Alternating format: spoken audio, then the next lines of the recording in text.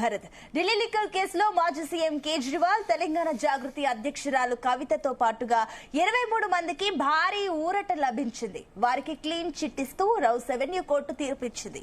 CBI charge sheet లో merit లేదని court అయితే వ్యాఖ్యానించింది. తమకు న్యాయం జరిగిందంటూ అటు తీర్పు తర్వాత కేజ్రీవాల్ కన్నీళ్లు పెట్టుకున్నారు. తాను కడిగిన ముత్యంలాగా బయటకొచ్చానని అటు కవిత కూడా వ్యాఖ్యానించారు. రాజకీయ దురుద్దేశంతోనే తనపై కేసు పెట్టారని కవిత వ్యాఖ్యలు చేశారు. దీంతో ఈ పరిణామంపై సర్వత్రా చర్చ జరుగుతుంది. ఇదే అంశం గురించి డిస్కస్ చేద్దాం. ఎస్, మా చీఫ్ ఎడిటర్ భరత్ కూడా సిద్ధంగా ఉన్నారు దీనికి సంబంధించి అనాలిసిస్ ఇవ్వడానికి. Yes Bharat, good evening. So Bharat, దీంతో ఇప్పుడు ఈ తీర్పు తర్వాత కవితకి నిజంగానే పూర్తి స్థాయిలో క్లీన్ చిట్ వచ్చింది అనుకోవచ్చా? సో ఇప్పుడు కోర్టు దీన్ని చాలా ప్రైమరీ స్టేజ్ లో కొట్టేసింది. చార్జెస్ ఫ్రేమ్ 3 దశలు ఉంటాయి. ఒకటి అరెస్ట్ చేసిన తర్వాత చార్జ్ షీట్, అంటే నిందితుల మీద చార్జ్ షీట్ వేయడం, అంటే వాళ్ళ మీద ఏమేమి అభియోగాలు ఉన్నాయి. తర్వాత నెక్స్ట్ స్టేజ్ చార్జెస్ ఫ్రేమ్, అంటే అభియోగాల నమోదు. ఆ తర్వాత చార్జెస్ ఫ్రేమ్ తర్వాత ఫుల్ హియరింగ్ అనేది జరుగుతుంది. చార్జెస్ ఫ్రేమ్ దశలోనే 23 మంది నిందితులకు సంబంధించిన దాన్ని కొట్టేసింది రౌస్ అవెన్యూ కోర్టు, అంటే జిల్లా కోర్టు అన్నట్టు. జిల్లా కోర్టు తర్వాత హైకోర్టు, హైకోర్టు తర్వాత సుప్రీం కోర్టు. ఇప్పుడు జిల్లా కోర్టులో జరిగిన దాన్ని హైకోర్టు మళ్ళీ రివర్స్ చేయాలని చెప్పలేం.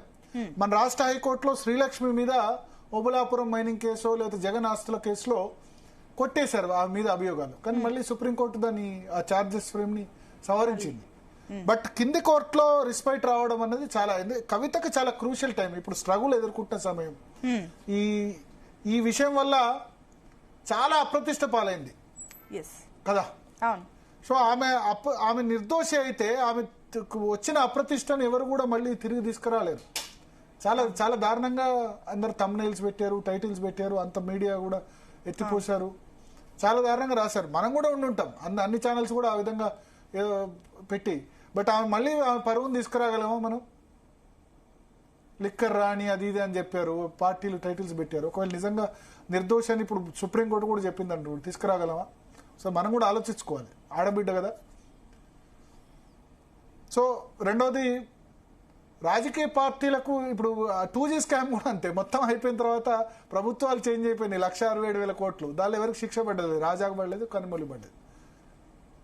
అరవింద్ కేజ్రీవాల్ అక్కడ గవర్నమెంటే పోయింది.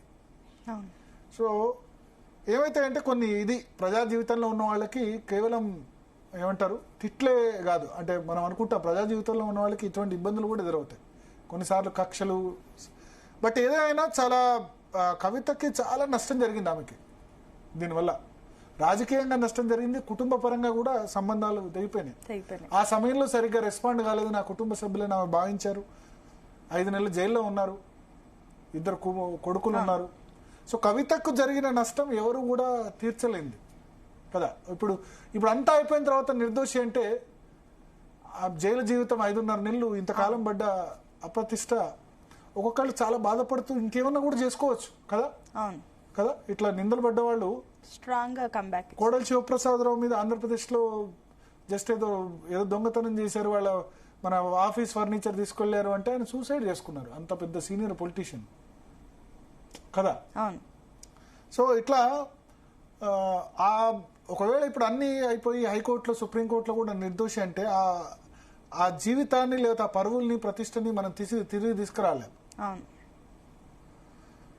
ఆమ్ ఆద్మీ పార్టీ అక్కడ ఢిల్లీలో సర్కారే కొలాప్స్ అయింది. కేజ్రీవాల్ కన్నీళ్లు పెట్టుకున్నారు కదా. ఎస్, కన్నీళ్లు పెట్టుకున్నారు. సో అయితే ఇప్పుడు సిబిఐ దీన్ని ప్రూవ్ చేయగలిగిందా, చేయలేదా, కరెక్ట్ గా ఎవిడెన్స్ సమర్పించలేదా, బట్ జరగాల్సిన నష్టం అయితే వీళ్ళకి జరిగిపోయింది పూర్తిగా. ఇప్పుడు అన్ని చెప్పలేము, రేపు హైకోర్టు వచ్చి చార్జెస్ ఫ్రేమ్ కరెక్ట్ అని కూడా చెప్పొచ్చు. కోర్టుకి తీర్పు మారుతుంది కదా. నిన్న కేరళ స్టోరీ ఆపమని చెప్పారు, మళ్ళీ ఇవాళ high court Kerala story green signal ఇచ్చింది. జడ్జెస్ మారుతున్న కొద్ది తీర్పులు కూడా మారుతున్నాయి. ఒకటి మాత్రం నిజం, కవిత జీవితంలో కన్నీళ్లు, కష్టాలు, పరువు ప్రతిష్టలను మాత్రం ఎవరు తిరిగి తీసుకురాలరు. ఆ విధంగా అయితే నాకు సింపతి ఉంది. కుటుంబం కూడా దూరం అయ్యారు కదా ఇప్పుడు. అయినా చాలా గట్టిగా ఫైట్ చేస్తున్నారు. నాకు ఏం నచ్చిందంటే కవితలో ఫైటింగ్ స్పిరిట్ నచ్చింది. ఒక ఒంటరి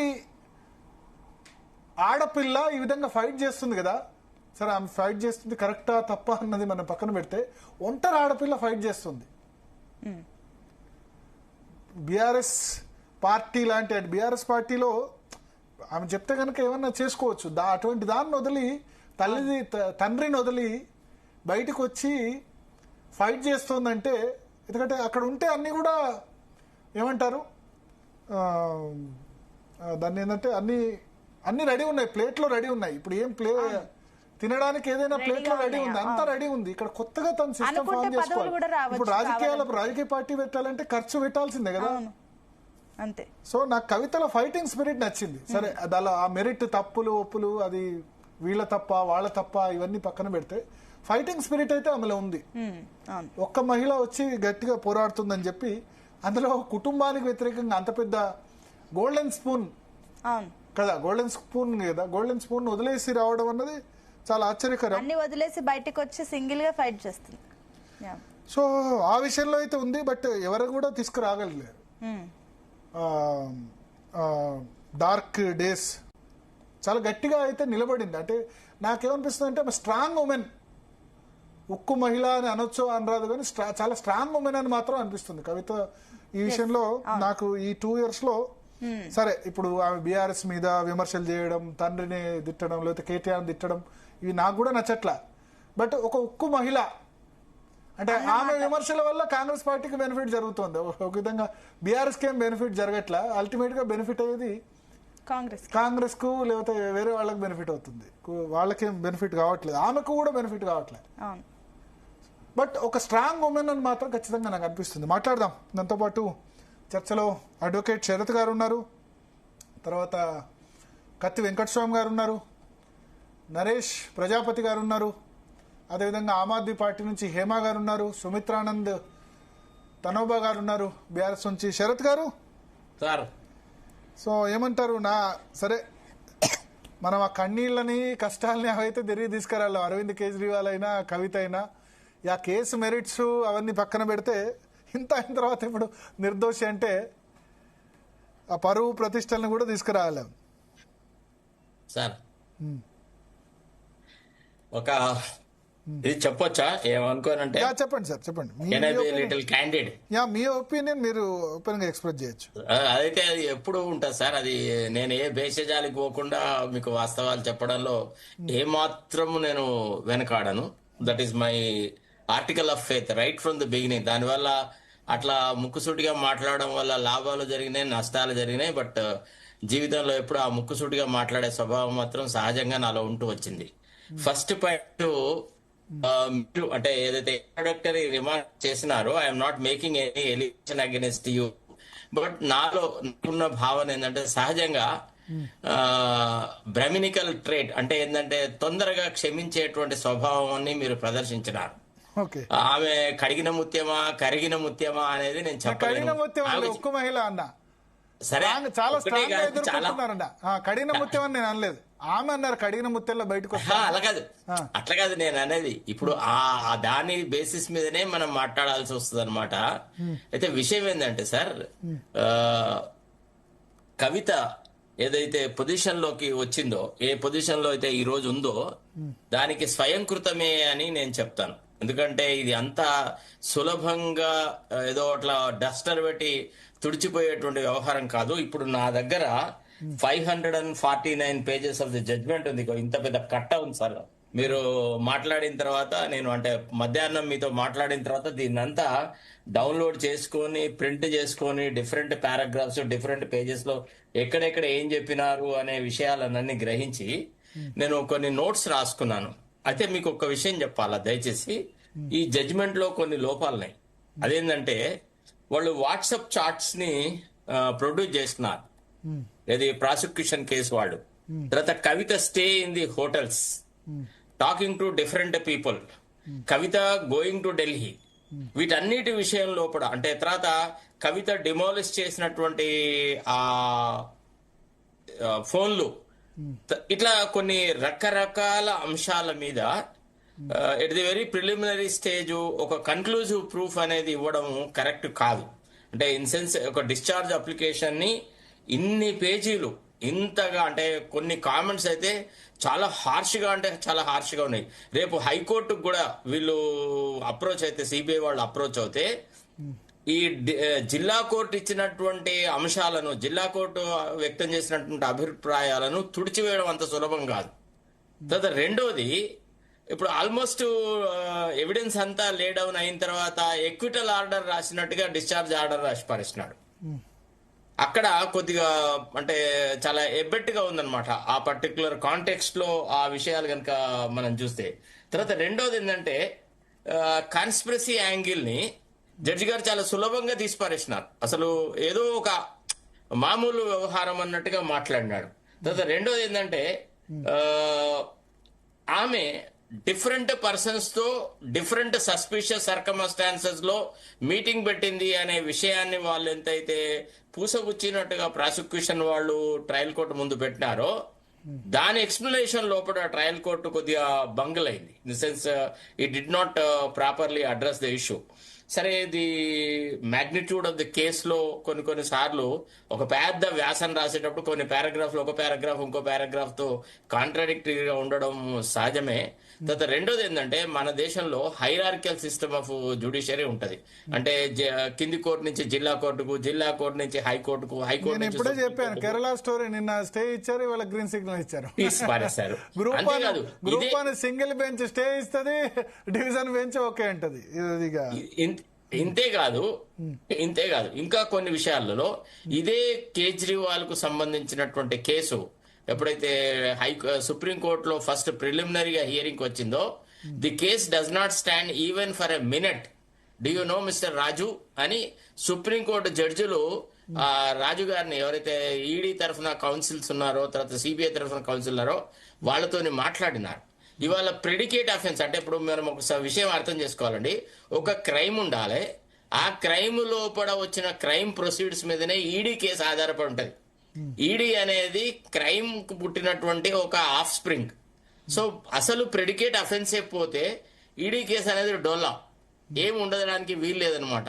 సో ఈ పరిస్థితులలో ఇప్పుడే మనం ఆమె కడిగిన ముత్యం అని చెప్పడము, లేదా ఆమె ఏం చెయ్యలేదని చెప్పడము, ఇంకా ఇతరత్రంగా మాట్లాడము చాలా చాలా ఆర్టిఫిషియల్ గా ఉంటది. తర్వాత రెండోది, ఒకటి మనలో ఒక మాట భరత్ గారు, రాజకీయాలలో చాలా మంది చూసినాం, చాలా కుటుంబ సభ్యులను చూసినాం, ఇతరులను చూసినాం, అందరిని చూసినాం. కవిత అంటే బీఆర్ఎస్ పరిస్థితులలో అంటే ఫస్ట్ 2014లో ఆమె ఆస్తులు, తర్వాత ఆమె ఎదిగిన తీరు, తర్వాత ఆమె 20 lakhs వాచ్ పెట్టుకుంది. మీకు గుర్తుందా? ఒకసారి ఒక ఇంటర్వ్యూలో ఇట్లా చూపెట్టింది, ఇట్లా వేవ్ చేసింది. మీరు నాకు చెప్పండి సార్, సహజంగా భారతదేశంలో ఇన్ని రకాల వ్యవస్థలున్నాయి, ప్రపంచ దేశాలున్నాయి, ఏ దేశం యొక్క ఆర్థిక వ్యవస్థ ఇంత అంటే ఉరుకులు పరుగులతో ఎదిగింది? ఒక వ్యక్తి ఇంత సంపాదన ఎట్లా సంపాదించగలిగినాడు? ఇవన్నీ చాలా డౌట్ఫుల్ ఏరియాస్. తర్వాత పబ్లిక్ లైఫ్ లో మన దగ్గర ఏమంటారు, సిటీలో ఎమ్మెల్యేలు ఒక్కొక్కళ్ళు 500 కోట్లు 600 కోట్లు సార్, వాళ్ళతో వీళ్ళ మన హైదరాబాద్ సిటీలో ఏ ఎమ్మెల్యే ఒక భూ కబ్జా చేస్తే సంపాదిస్తున్నారు. అరే కరెక్ట్. అంటే జడ్పీటీసీలో అంటే నేను చెప్తున్నా, అంటే మీరు 20 లక్షల వాచ్ అంటే 20 లక్షల వాచ్ చాలా మంది దగ్గర ఉంది. కవిత ముఖ్యమంత్రి కూతురు ఎవరైనా గిఫ్ట్ ఇచ్చుంటారో అవకాశాలు చాలా ఉంటాయి. నేనైతే చూడలేదు 20 లక్షల వాచ్. సార్ ఒక ఇంటర్వ్యూలో ఆమె ఇట్లా చూపెట్టింది, మీకు కావాలంటే నేను ఆ వీడియో. నేనేంటంటే కవిత కంటే ఎక్కువ సంపాదించిన వాళ్ళు చిన్న స్థాయి ఏమంటారు జడ్పీటీసీ ఉన్న వాళ్ళు కూడా చాలా మంది ఉన్నారు. మున్సిపల్ చైర్మన్ లెవెల్ వాళ్ళు కూడా సంపాదించారు. అదైతే నేను చూసాను, నేను సపోర్ట్ చేయలేదు. ఇప్పుడు సార్ ఒకళ్ళ అవినీతి నీతి గురించి ఎప్పుడు చర్చ వస్తుంది? ఏ ఎమ్మెల్యేకు, ఏ ఎమ్మెల్సీకి, ఏ మంత్రికి ఫామ్ హౌస్ లేదు రాష్ట్రంలో? చెప్పండి, లేని వాళ్ళు ఉన్నారా? ఒకసారి నన్ను చెప్పనియాల. జనరల్ గా మనం ఒక వ్యక్తి యొక్క అవినీతి గురించి ఎప్పుడు మాట్లాడతామంటే నేను నీతివంతుడిని నేను అవినీతి చేయలేదు అనట్లేదు. బట్ సి, మన ఇద్దరు ఒకే విధంగా ఆలోచిస్తే ఇద్దరు ఎట్లా మనుషులు అవుతాం? మీ ఆలోచన ఆలోచన అంటే ఒక లాయర్ గా నేను చెప్తున్నాను, ఇంత పెద్ద జడ్జిమెంట్ లో ఇది అంత సులభం అంటే మీరు సిబిఐ ఏం చెయ్యలేదు అనేటువంటి మాటలు ఎవరైతే ఆ అడ్వకేట్ చెప్తే మనం కొంత అనుకున్నామో, CBI also made every effort to bring on record the relevant material everything. So ఒక క్వశ్చన్ సార్, ఇక్కడ మీరు చెప్పిన దాని ప్రకారం నెక్స్ట్ హైకోర్టుకు వచ్చేసరికి ఇది అంత నిలబడే అవకాశాలు లేవు అంటే సింగిల్ జడ్జి ఎర్రానస్ గా జడ్జిమెంట్ ఇచ్చినట్టు మీకు అనిపిస్తుందా? ఎందుకంటే నేను అనలేదు, there are some grey areas. ఇది ఇంకా ఎక్కువ స్టడీ చేయాల్సి వస్తుంది. ఇది ఎట్లా అంటే ఇప్పుడు మనము ఓన్లీ కన్క్లూడెడ్ జడ్జిమెంట్ మాత్రమే చదువుతున్నాం. రేపు హైకోర్టుకు ఈ అంశం వెళ్ళినప్పుడు సిబిఐ వాళ్ళు లీడ్ చేసినటువంటి ఎవిడెన్స్ పేపర్స్ చదువుతారు, ఈ తీర్పును చదువుతారు, జడ్జి గారు అబ్జర్వేషన్స్ ను vis-a-vis the evidence let in by the prosecution. ఆ డాక్యుమెంటరీ ఎవిడెన్స్ అదంతా చూసి they will come to a conclusion. ఇది ఇంత ఈజీగా ఇదేదో నీటి బుడగా అన్నట్టుగా మనం చెప్పడానికి ఆస్కారం లేదు. చాలా డీప్ రూటెడ్ కాన్స్పిరసీ జరిగింది, చాలా రకరకాలుగా జరిగింది. సరే, ఈ డ్రామాటిక్స్, ఈ ఏడుపులు, ఆర్పులు ఇవన్నీ ఒకేత అయినా ఒకటి కేసులో మెరిట్ ఉందా లేదా అంటే మీ డెఫినెట్లీ మెరిట్ ఉంది, డెఫినెట్లీ మెరిట్ ఉంది. ఇది పై కోర్టుల్లో అంత ఈజీగా పైకోర్టుకు అప్పీల్ చేస్తే బయటపడే అవకాశాలు లేవు. It is not a cake walk, it is not a cake walk, it is not a cake walk. It requires lot of it. తర్వాత ఇంకోటి ఏంటంటే సార్, ట్రయల్ అనేది మాకు క్రిమినల్ లాలో ఏం చెప్తారంటే trial throws so many surprises అని. ఇవాళ ఒక వ్యక్తి 161 స్టేట్మెంట్ లో అంతా నేను చూసినట్టుగా చెప్పి పోలీసుల ముందు కన్ఫెషనల్ స్టేట్మెంట్ ఇచ్చి ఆ తర్వాత కోర్టుకు వచ్చిన తర్వాత నేనేం చూడలేదు, నాకు అసలు ఎవరు తెలియదు అని కూడా చెప్తారు. చెప్పినప్పుడు కేసు పోతుంది. సార్, నేను అంటే ఒక విద్యార్థి దశలో నేను చెప్తున్నాను మీకు, సంధ్యా థియేటర్ ముందు ఆర్టీసీ క్రాస్ రోడ్స్ లో మా కళ్ళ ముందే ఒక మర్డర్ జరిగింది. Those accused have been acquitted. అంటే criminal trial is something different. It depends on the lawyer's capacity, తర్వాత ఎవిడెన్సెస్, తర్వాత అక్యూజ్డ్ చాలా బలమైన వ్యక్తి ఉన్నప్పుడు ఏం చేస్తారంటే విట్నెసెస్ ని డైల్యూట్ చేస్తారు, లేదా విట్నెసెస్ ని హోస్టైల్ చేస్తారు, వాళ్ళని వినోవర్ చేస్తారు. ఇట్లా రకరకాల కార్యక్రమాలు ఉంటాయి అన్నమాట. అంత సులభంగా కవిత నిర్దోషి అని, ఆమెకు ఏదో ఎనలేని అన్యాయం జరిగినట్టుగా, తెలంగాణలో ఏ మహిళకు జరిగిన అన్యాయం ఆమెకే జరిగినట్టుగా మనం ప్రొజెక్షన్ ఇవ్వడం కరెక్ట్ కాదు. డెఫినెట్లీ రాజకీయాలలో ఈ కుటుంబము ఖచ్చితంగా అవినీతికి పాల్పడ్డది అనేది నిర్వివాదాంశము. ఇవాళ వాళ్ళ ఆస్తులు, ఐశ్వర్యాలు 2014 కంటే ముందు వాళ్ళ పరిస్థితి, ఆ తర్వాత వాళ్ళు వచ్చిన పరిస్థితి. తర్వాత సార్, మీరు ఎప్పుడు ఒకటే మాట అంటారు, అందరూ ఇట్లా అవినీతికి పాల్పడ్డారు అంటే దొరికిన దొంగే ప్రాసిక్యూషన్ ఫేస్ చేస్తారు సార్. ఊరంతా దొంగతనాలు జరుగుతున్నాయి కాబట్టి మన ఇంట్లో పడ్డ దొంగను నేను ఊరంతా జరగట్లేదా, నన్ను వదిలేటండి అని అనడానికి వీలుండదు. ఈ కేసు పట్టుకున్నప్పుడు ఒక అంటే ప్రజా జీవితంలో ఇప్పుడు మనము ప్రజా జీవితం అనేది ఎంత కలుషితమైందంటే, ఇవాళ రాజకీయం ఒక వ్యాపారంగా మారుతున్న దశలో వీళ్ళు ఇన్ని రకాలుగా ఇంత బాహాటంగా అవినీతికి పాల్పడి లక్షలాది కోట్ల రూపాయలు సంపాదించి మేము కడిగిన ముత్యంలాగా బయటకు వస్తాం, కడిగిన ముత్యం మేము అని అంటే ఎవరు నమ్మాలి, ఎట్ట నమ్మాలి? అది చాలా చాలా దుర్భరమైనటువంటి అంశం. అది కాదు అసలు. తెలంగాణ ప్రజలు ఎంతో ఆర్థిక పీడనకు గురైనారు వీళ్ళ ప్రభుత్వంలో. వీళ్ళేం సులభంగా ఇప్పుడు చెప్పలేదు. సరే, ఇవాళ ఏడుస్తే ఆరుస్తే మీకేమైనా సానుభూతి వస్తుందేమో కానీ, ఇంత మెటీరియల్ చూసిన తర్వాత, ఇంత ఎఫర్ట్ సిబిఐ వాళ్ళు చేసిన తర్వాత, ఇన్నిసార్లు ఏం సార్, ఒక అక్యూజ్డ్ చార్టర్డ్ ఫ్లైట్లలో ఢిల్లీకి పోయిన వాళ్ళని ఎవరన్నా విన్నారా మీరు? కవితను ఢిల్లీకి తీసుకుపోతే ఎట్లా తీసుకుపోయినారు ఏమండి? ఇవాళ బస్ ఛార్జీలు లేని వాళ్ళు ఉన్నారండి. అప్పుడు సిబిఐ, అప్పుడు ఈడీ తీసుకెళ్ళింది కదా ఈడీ కేసులలో. సో మీరు అంత సులభంగా చెప్పకండి దయచేసి. ఇది చాలా కఠినతరమైనటువంటి అంశం, చాలా చాలా సంక్లిష్టమైనటువంటి అంశము. ఇది హైకోర్టులో ఇంకొక ప్లేన్ లో చూస్తారు. ఇప్పుడు కింది కోర్టులో ఒక ఆర్ఎంపీ డాక్టర్ ఒక పేషెంట్ ఒక రకంగా చూస్తారు, ఎంబీబీఎస్ డాక్టర్ ఒక రకంగా చూస్తారు, ఎక్స్పర్ట్ ఒక రకంగా చూస్తారు, ఇంకా సూపర్ స్పెషాలిటీ హాస్పిటల్లో ఇంకో రకంగా చూస్తారు. అందరూ చచ్చిపోతారు అనుకున్నటువంటి శవాన్ని కూడా బతికించగలిగే మెడికల్ సైన్స్ డెవలప్ అయినట్టుగానే ఇవాళ క్రిమినాలజీలో కూడా కోర్టుల పరిధి కూడా అంతే ఉంటది. ఇప్పుడు రేపు హైకోర్టు కనుక ఒకవేళ తీర్పు విభేదించి ఇస్తే అది కూడా మీరు ఇది తప్పు అని చెప్పే పరిస్థితిలో ఉండదు. యాజ్ ఎ లాయర్ గా నేను చెప్తున్నాను కదా, ఏ వెరీ జైగాంటిక్ ఎఫర్ట్ ఇది. ఇది అంత సులభమైన కేసు కాదు. కవితకి ఇది కేక్ వాక్ కాదు. ఈ సంబరాలు ఇదంతా ఉత్తదే.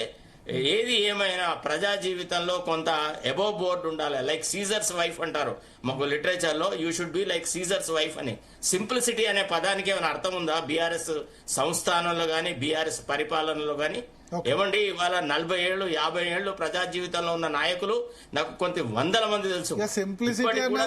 సింప్లిసిటీ అన్నది తెలంగాణ, ఆంధ్రప్రదేశ్ 2 రాష్ట్రాలు మర్చిపోయినాయండి. నర్సయ్య లాంటి వాళ్ళు లక్షల మందిలో ఒకళ్ళు కూడా దొరకరు. అయిపోయింది, ఆ కాలం అయిపోయింది. సత్యనారాయణ ఒక మీడియం గా, ఒక పత్రికగా, ఒక న్యూస్ జర్నలిస్ట్ గా మనము అంత సులభంగా అవినీతిని జనరలైజ్ చేయొద్దు అని నేను అంటున్నాను. ఎందుకంటే ప్రజలకి తర్వాత రేపు రాబోయే తరాల వాళ్ళకి అంటే గొంగట్లో అన్నం తింటూ వెతుకోలేని విధంగా అయిపోయింది. అవినీతి జనరలైజ్ కాకుండా ప్రజలు కరెక్ట్ అయిపోయిన తర్వాత ఏం చేస్తారు? ఎంతో మంది ప్రజలు కరెక్ట్ అయిపోతారు. యోధుల ప్రజలు కరప్షన్ జరగొద్దు, ఓట్లు మాత్రం మాకు ఫ్రీగా నోట్లు ఇవ్వాలి అని అనుకుంటున్నారు. మున్సిపల్ ఎలక్షన్ లో అడిగి మరీ తీసుకున్న తర్వాత ఎక్కడి నుంచి భరత్ వస్తాయి? గారు, కాళేశ్వరం సొమ్ము, లిక్కర్ స్కామ్స్ సొమ్ము. లిక్కర్ స్కామ్ ఎందుకు పాల్పడ్డారు? అసలు గోవాలో 200 కోట్లు పంచిపెట్టేందుకు ఆమ్ ఆద్మీ పార్టీ పాల్పడ్డది. అదే కదా సిబిఐ ఛార్జ్ షీట్ చెప్పింది. భరత్ గోవాలో గారు, మరి ఎవరికి పంచి పెడతారు? రాజకీయ నాయకులకి, ప్రజలకు, మీడియాకు, అంతే కదా, దానికే కదా. ఒక విషయం భరత్ గారు, ఒక విషయం చాలా నిర్ద్వందంగా చెప్పాలి. వేలాది మంది త్యాగాలతో ఎంతో మంది చేసిన సమిష్టి కృషితో తెలంగాణ ఏర్పడితే ఈ తెలంగాణ ఓన్లీ మా కుటుంబం వల్లనే ఏర్పడ్డదని they try to corner the entire thing. తర్వాత వ్యవస్థలను ఎంత భ్రష్టు పట్టించాలో అంత భ్రష్టు పట్టించినారు. అందుకే ఇవాళ ప్రజలలో ఎక్కడా మీకు రవ్వంతా కూడా సానుభూతి కనబడట్లేదు. బీఆర్ఎస్ పడిపోయింది అంటే ఇప్పుడు రేవంత్ రెడ్డి పరిపాలన సరిగా లేకపోవడం వల్ల, ఇచ్చిన వాగ్దానాలు సంపూర్తి చేయకపోవడం వల్ల, ఇతరత్ర కారణాల వల్ల ప్రజలలో అసంతృప్తి ఏర్పడి అరే అమ్మ గిల్లే మొగడే నయం కొట్టే మొగడి కంటే అనే స్థితిలో ఉన్నాం తప్ప మనము బీఆర్ఎస్ ఏదో నిష్కళంకమైన పరిపాలన చేసింది, చాలా గొప్ప ఇది చేసింది, కవిత పూర్తిగా కడిగిన ముత్యమను, ఆమె ఏం తప్పులే చేయలేదు, ఇది అంత నమ్మశక్యం కాదు. ఈ తీర్పులో ఆ రకమైనటువంటి ఏ రకమైన అట్లాంటి అంశాలు. నరేష్ ప్రజాపతి గారు 3 రోజుల ముచ్చటేనా ఇది? ఇప్పుడు శరత్ గారు ఒక అడ్వకేట్ గా ఉండి ఆ కోర్టు తీర్పుని ఆ రకంగా ఆర్ఎంపీలతో పోల్చడం, అవహేళనగా మాట్లాడడం, ఇంకేదో ముందు కాదు. ఆయన ఎగ్జాంపుల్ చెప్పారు. ఆర్ఎంపీ అయితే ఆర్ఎంపీ చేస్తే పైన డాక్టర్ చేంజ్ చేయొచ్చు కదా అని అన్నారు. ఆయన అర్థం చేసుకున్నది నాకు అర్థం కాలే. అంటే level of understanding, level of consideration, level of analysis అనేది డిఫర్ అవుతుంది. ట్రయల్ కోర్టు ఇచ్చిన ఆర్డర్లను డిస్ట్రిక్ట్ కోర్టులో రివర్స్ చేస్తే, డిస్ట్రిక్ట్ ఇచ్చిన ఆర్డర్లను హైకోర్టు రివర్స్ చేస్తే హైరార్కికల్ సిస్టమ్ ఆఫ్ జ్యుడిషియరీ గురించి చెప్పినారు. చేస్తారు, గతంలో అయిన సంగతి తెలుసు, అవన్నీ తెలుసు అండి మాకు కూడా. కానీ చేయొచ్చు అనే విధానం ఒక రకంగా ఉంటది. కానీ ఇక్కడతో అయిపోతుందని మీరు ఎట్లా డిసైడ్ చేస్తారండి? మీరెవరు? మీరు ఒక అడ్వకేట్ ఈ రకంగా మాట్లాడేది? మీరు ప్రభుత్వానికి దీనికి ఈ కేసు మీద మనం ఎజెండాగా, ఈ కేసు మీద వ్యవస్థలాగా మాట్లాడుతుంటే ఆమె కంపల్సరీ చేసింది, ఆమెకు ఆ వాచ్ ఉంది కాబట్టి మీరు ఎట్లా డిసైడ్ చేస్తారండి? మీరెవరు డిసైడ్ చేయడానికి? మీరు అడ్వకేట్ కోర్టునప్పుడే మీకు అర్హత లేదు మీకు. అంటే కింది కోర్టుల న్యాయం లేదని చెప్పి మీరు నమ్ముతున్నారా? ప్రజలు చెప్పదలుచుకున్నారా? తెలంగాణ సమాజం చెప్పదలుచుకున్నారా? అంటే ప్రతి ఒక్కరు సుప్రీంకోర్టు దాకా పోతే న్యాయం చెప్తాను చెప్పదలుచుకున్నారా? ఏం చెప్పదలుచుకున్నారు మీ ప్రజలకు? సమాధానం ఇవ్వాలా? ఒక్కటండి, ఇప్పుడు ఆ కోర్టు ఇచ్చిన తీర్పుని స్వాగతిస్తూనే ఒకవేళ సిబిఐ వెళ్లే అవకాశం ఉందని చెప్తే మేము స్వాగతించే వాళ్ళం, మేము కూడా నమ్మే వాళ్ళం, మీ మాటలు కొంచెం విలువ ఇచ్చే వాళ్ళం. కానీ మీరు ఆ రకంగా మాట్లాడలేరు కదా. మీరు వ్యక్తిగత పెట్టుకొని మీరు మీ మతిలో ఉన్న మాటల్ని నేను మేధావని, ప్రపంచ మేధావని చెప్పే ప్రయత్నం చేసుకుంటా, ఒక మహిళను ఇష్టం వచ్చిన మాట్లాడుకుంటా ఉంటే దయచేసి అది వీలైతే విత్డ్రా చేసుకోండి. అంతకంటే ఇక్కడ అది మీ విజ్ఞత. సమాధానం ఇస్తాను. ఒకసారి శరత్ గారు ఆయన ఒపీనియన్ చెప్పారు, దాన్ని మనం విత్డ్రా చేసుకోవాలి. భరత్ గారు, నేనేం తప్పు పట్టట్లేను, కానీ అనే విధానంలో అప్పీల్కి వెళ్లే అవకాశం ఉంటే భరత్ గారు, కానీ అప్పుడే అయిపోలేదు అని ఎట్లా డిసైడ్ చేస్తారు సార్? ఈయనకేమన్నా తెలుసా, వీరికేమన్నా తెలుసా? అప్పుడే అయిపోలేదన్న క్లారిటీ కదా. రేపు ఈడీ నేను మీకు సమాధానం ఇస్తాను. మీకు ఢిల్లీ హైకోర్టులో రిలీఫ్ రాలేదు, మీకు సుప్రీంకోర్టుకి వెళ్ళారా లేదా? మనం చెప్పుకుంటే రాదు. మన మాటల్లో, మన విజ్ఞతలో ప్రజలు ఇచ్చే బిరుదు అది. సార్ మీరు మీకున్న గౌరవిస్తా ఉన్నాం, కానీ ఆ గౌరవాన్ని గౌరవంతో సంబంధం లేదు, ఆబ్జెక్టివ్ గా మాట్లాడమే నా ఉద్దేశం. విషయంలో కాదు, ఎవరి విషయంలో మాట్లాడినా ఇది అసందర్భం. ఎవరి విషయంలో మాట్లాడ ఆ రకంగా మాట్లాడొద్దు సార్. మొట్టమొదటిగా మీరు స్టార్ట్ చేసే విధానం ఎట్లా ఉండాలంటే, ఈ కోర్టు ఇచ్చిన తీర్పు ఒకవేళ వాళ్ళకి ఏమైనా ప్రూఫ్ దొరకలేదో, సాక్ష్యాలు లేవేమో, ఒకవేళ సిబిఐ వెళ్ళొచ్చు, వెళ్ళడానికి అవకాశం అని చెప్పండి, స్వాగతిస్తాం. మీరు ఇంకేమన్నా చెప్పండి సార్, స్వాగతిస్తాం. కానీ దయచేసి ఆ రకంగా మాట్లాడి మీ వ్యక్తిగత అందరికీ పుస్తా అంటే మనం దయచేసి మంచిది కాదు, అది మేధావతనం కూడా అనిపించుకోవచ్చు సార్. దయచేసి ఆలోచన చేయండి.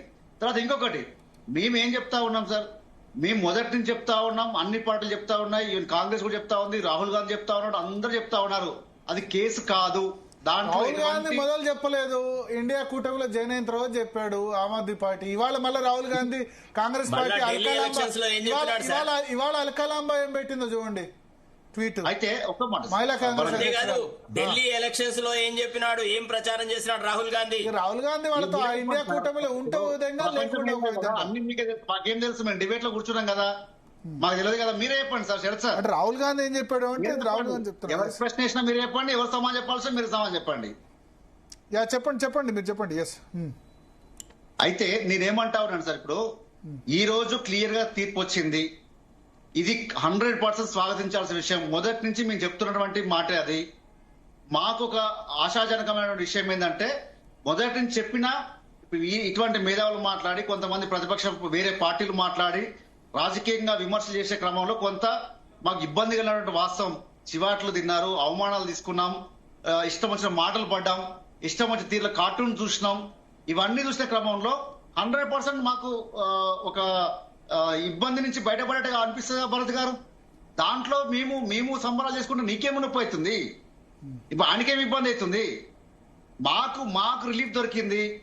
మేము అనుకున్నట్టుగానే నిజం గెలిచింది, న్యాయం గెలిచింది అని నమ్ముతున్నాము. తర్వాత వాళ్ళు అప్పీల్కి వెళ్తారా? తర్వాత అక్కడ అప్పీల్కి వెళ్తే మళ్ళీ మేము వెళ్ళనీకి ఉండదండి. అని తర్వాత వాళ్ళు ఏం చెప్తే అది అవుతుందా? తర్వాత మాకు ఛాన్స్ ఉండదా? మళ్ళీ వాళ్ళు ఎంక్వైరీ చేయరా? ఇంకేం చేయకుండా తీర్పులు ఇచ్చేస్తారా? అది తప్పని చెప్పేసి. అయితే ఒక్క విషయం భరత్ గారు, మేము వచ్చే 2 నెలల్లో మేము పార్టీగా రూపొందడానికి సిద్ధంగా ఉన్నాం. ఈ సమయంలో మా మీద ఏదో బురదలుతా ఉన్నారో ఆ బురద జల్లడానికి ప్రత్యక్షంగా కోర్టులే తీర్పునిచ్చినాయి. కాబట్టి మా క్యాడర్ మేము సంబరాలు చేసుకుంటాము. నమ్ముకున్న వ్యక్తులు రిలీఫ్ అయితే ఖచ్చితంగా సంబరాలు చేసుకుంటాము.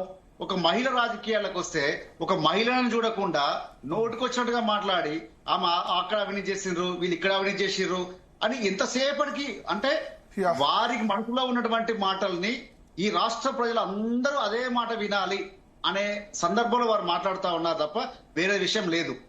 ఇంకొకటి భరత్ గారు, ఈ రోజు కాంగ్రెస్ పార్టీ అయినా, బీఆర్ఎస్ పార్టీ అయినా, బీజేపీ పార్టీ అయినా అందరూ కూడా ఈ యొక్క కేసు విషయంలో చాలా ఇబ్బందులు పాలు చేసిన మాట వాస్తవము. అందరి మాటలు మా దగ్గర రికార్డులు ఉన్నాయి, అందరి వీడియోలు మా దగ్గర ఉన్నాయి, అందరూ ఏం మాట్లాడారు అనేది. కాబట్టి మేము 100% సక్సెస్ అయినాము. మేము ఎటువంటి ఆధారాలు లేవని చెప్పి మొదటి నుంచి చెప్తూ ఉన్నామో అది నిజమైంది. ఇది కేవలం కక్షపూరితంగా జరిగింది. కక్షపూరితంగా చేసిన వాళ్ళ రకంగా మాట్లాడుతున్నారు. ఎవరి మీద కక్ష తీర్చుకోవడానికి బలైందో వారు అదే రకంగా మాట్లాడుతూ ఉన్నారు. ఈ రోజు రిలీఫ్ దొరికితే వర్కింగ్ ప్రెసిడెంట్ గారు ఏం మాట్లాడారు భరత్ గారు చెప్పండి, ఏం మాట్లాడాలి చెప్పండి. జరిగిన దానికి వెల్కమ్ చేయాలి, అది చేయాలి. కానీ ఈ రోజు కూడా వెల్కమ్ చేశారు కదా, వెల్కమ్ చేశారు. కవిత గారికి న్యాయం జరిగిందన్నారు. వాళ్ళకి ఈ రోజు కూడా మేము అందుకే ఓడిపోయినామని చెప్పాలి. అయితే నేను ఒక మాట్లాడవచ్చా అంటే ఆ కేసు వల్ల దాని వల్ల మాకు వీకెన్ అయింది, ఓడిపోయింది అని అన్నారు. కవిత గారి వల్ల అనలే కదా లెక్కర్. అవునండి, అదే అంటే ఉన్నాను. అసలు ఎమ్మెల్యే ఎలక్షన్ చర్చ ఎంతవరకు వచ్చింది భరత్ గారు? ఎంపీ ఎలక్షన్ వచ్చిందా, ఎమ్మెల్యే ఎలక్షన్ వచ్చిందా? ఎమ్మెల్యే ఎలక్షన్ ముందు కూడా ఉంది చర్చ. ఎమ్మెల్యే ఎలక్షన్ ముందు కూడా ఉంది, అరెస్ట్ చేయడం జరిగింది. అది ప్రజలకు వెళ్ళలే. పోనీ ఇన్నిసార్లు సమీక్ష సమావేశాలు పెట్టినాం కదా, మరి లిక్కర్ కేసు వల్లనే కవిత ఎమ్మెల్యే ఎలక్షన్ ముందు ఎందుకు అరెస్ట్ చేయలేదు అన్నారు. ఎందుకు మాట్లాడాలి చెప్పండి? ఎందుకు అరెస్ట్ చేయలేదు? బీజేపీ బీఆర్ఎస్ ఒకటే అన్నారు కదా, బీజేపీ బీఆర్ఎస్ ఒకటే అని కాంగ్రెస్ ప్రచారం చేసింది. అవును, ఎమ్మెల్యే ఎలక్షన్ ముందు జరిగింది కదా, అది కూడా చర్చనీయాంశం ఉండే. బీజేపీ బీఆర్ఎస్ ఒకటే అని కాంగ్రెస్ మాట్లాడుతుంది కదా, బీఆర్ఎస్ బీజేపీ ఒకటే అంటుంది కదా. నిజంగా వారి ప్రవర్తన అదే రకంగా ఉంది కదా. సుమిత్ర గారు మీరు జవాబు చెప్పాలి. ఒక్క నిమిషం భరత్ గారు ప్లీజ్. మిత్రుడు చెప్పిన దానికి ఒక చిన్న క్లారిటీ ఇస్తాను తొందరగా సార్, ఎందుకంటే మిగతా వాళ్ళు సార్ నేనేం ఒకటే విషయం.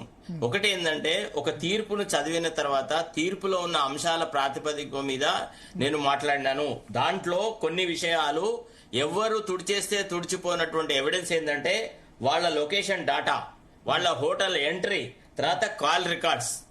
ఈ ఎవిడెన్స్ ని ఎవరు చెరిపివేయలేరు. ఇవి అక్కడ కళ్ళలకు కూర్చున్నట్టుగా ఉన్నాయి ఈ ఎవిడెన్స్ లు అనే విషయం చెప్తూ వచ్చినా నేను. అంత సులభమైంది కాదన్న, అది నాకేం వ్యక్తిగతంగా ఉంటదండి. కవిత మీద చాలా పొరపాటు పడుతున్నారు మీరు. ఆమె అంటే మాకు చాలా రెస్పెక్ట్ ఉండేది, ఉద్యమంలో మేమంతా కలిసి పనిచేసిన వాళ్ళము. ఆమె మంచిగా ఉంటే ఒక నాయకుడి కూతురుగా ఆమెకు ఎంత గౌరవం ఇచ్చినారు తెలంగాణ ప్రజలు. మీరు దయచేసి ఒకసారి అర్థం చేసుకోండి. మీకెందుకు రాలేదు ఆపర్చునిటీస్, ఆమెకి ఎందుకు వచ్చినాయి అన్ని ఆపర్చునిటీస్? అంటే మీరు ఏంటంటే, మీరు ఆమె శ్రేయోభిలాషిగానో ఆమె పార్టీ కార్యకర్తనో మీకుంటదేమో అండ్యూ సింపతి, సానుభూతి.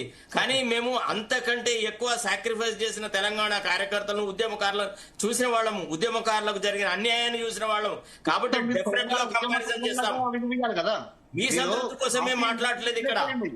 మీతో పాటు పనిచేసే తెలంగాణ ఉద్యమకారులకు విలువ ఇవ్వాలి కదా. ఒక మహిళ ఒకసారి వేరే వాళ్ళకి అవకాశం ఇద్దాం. సుమిత్ర గారు,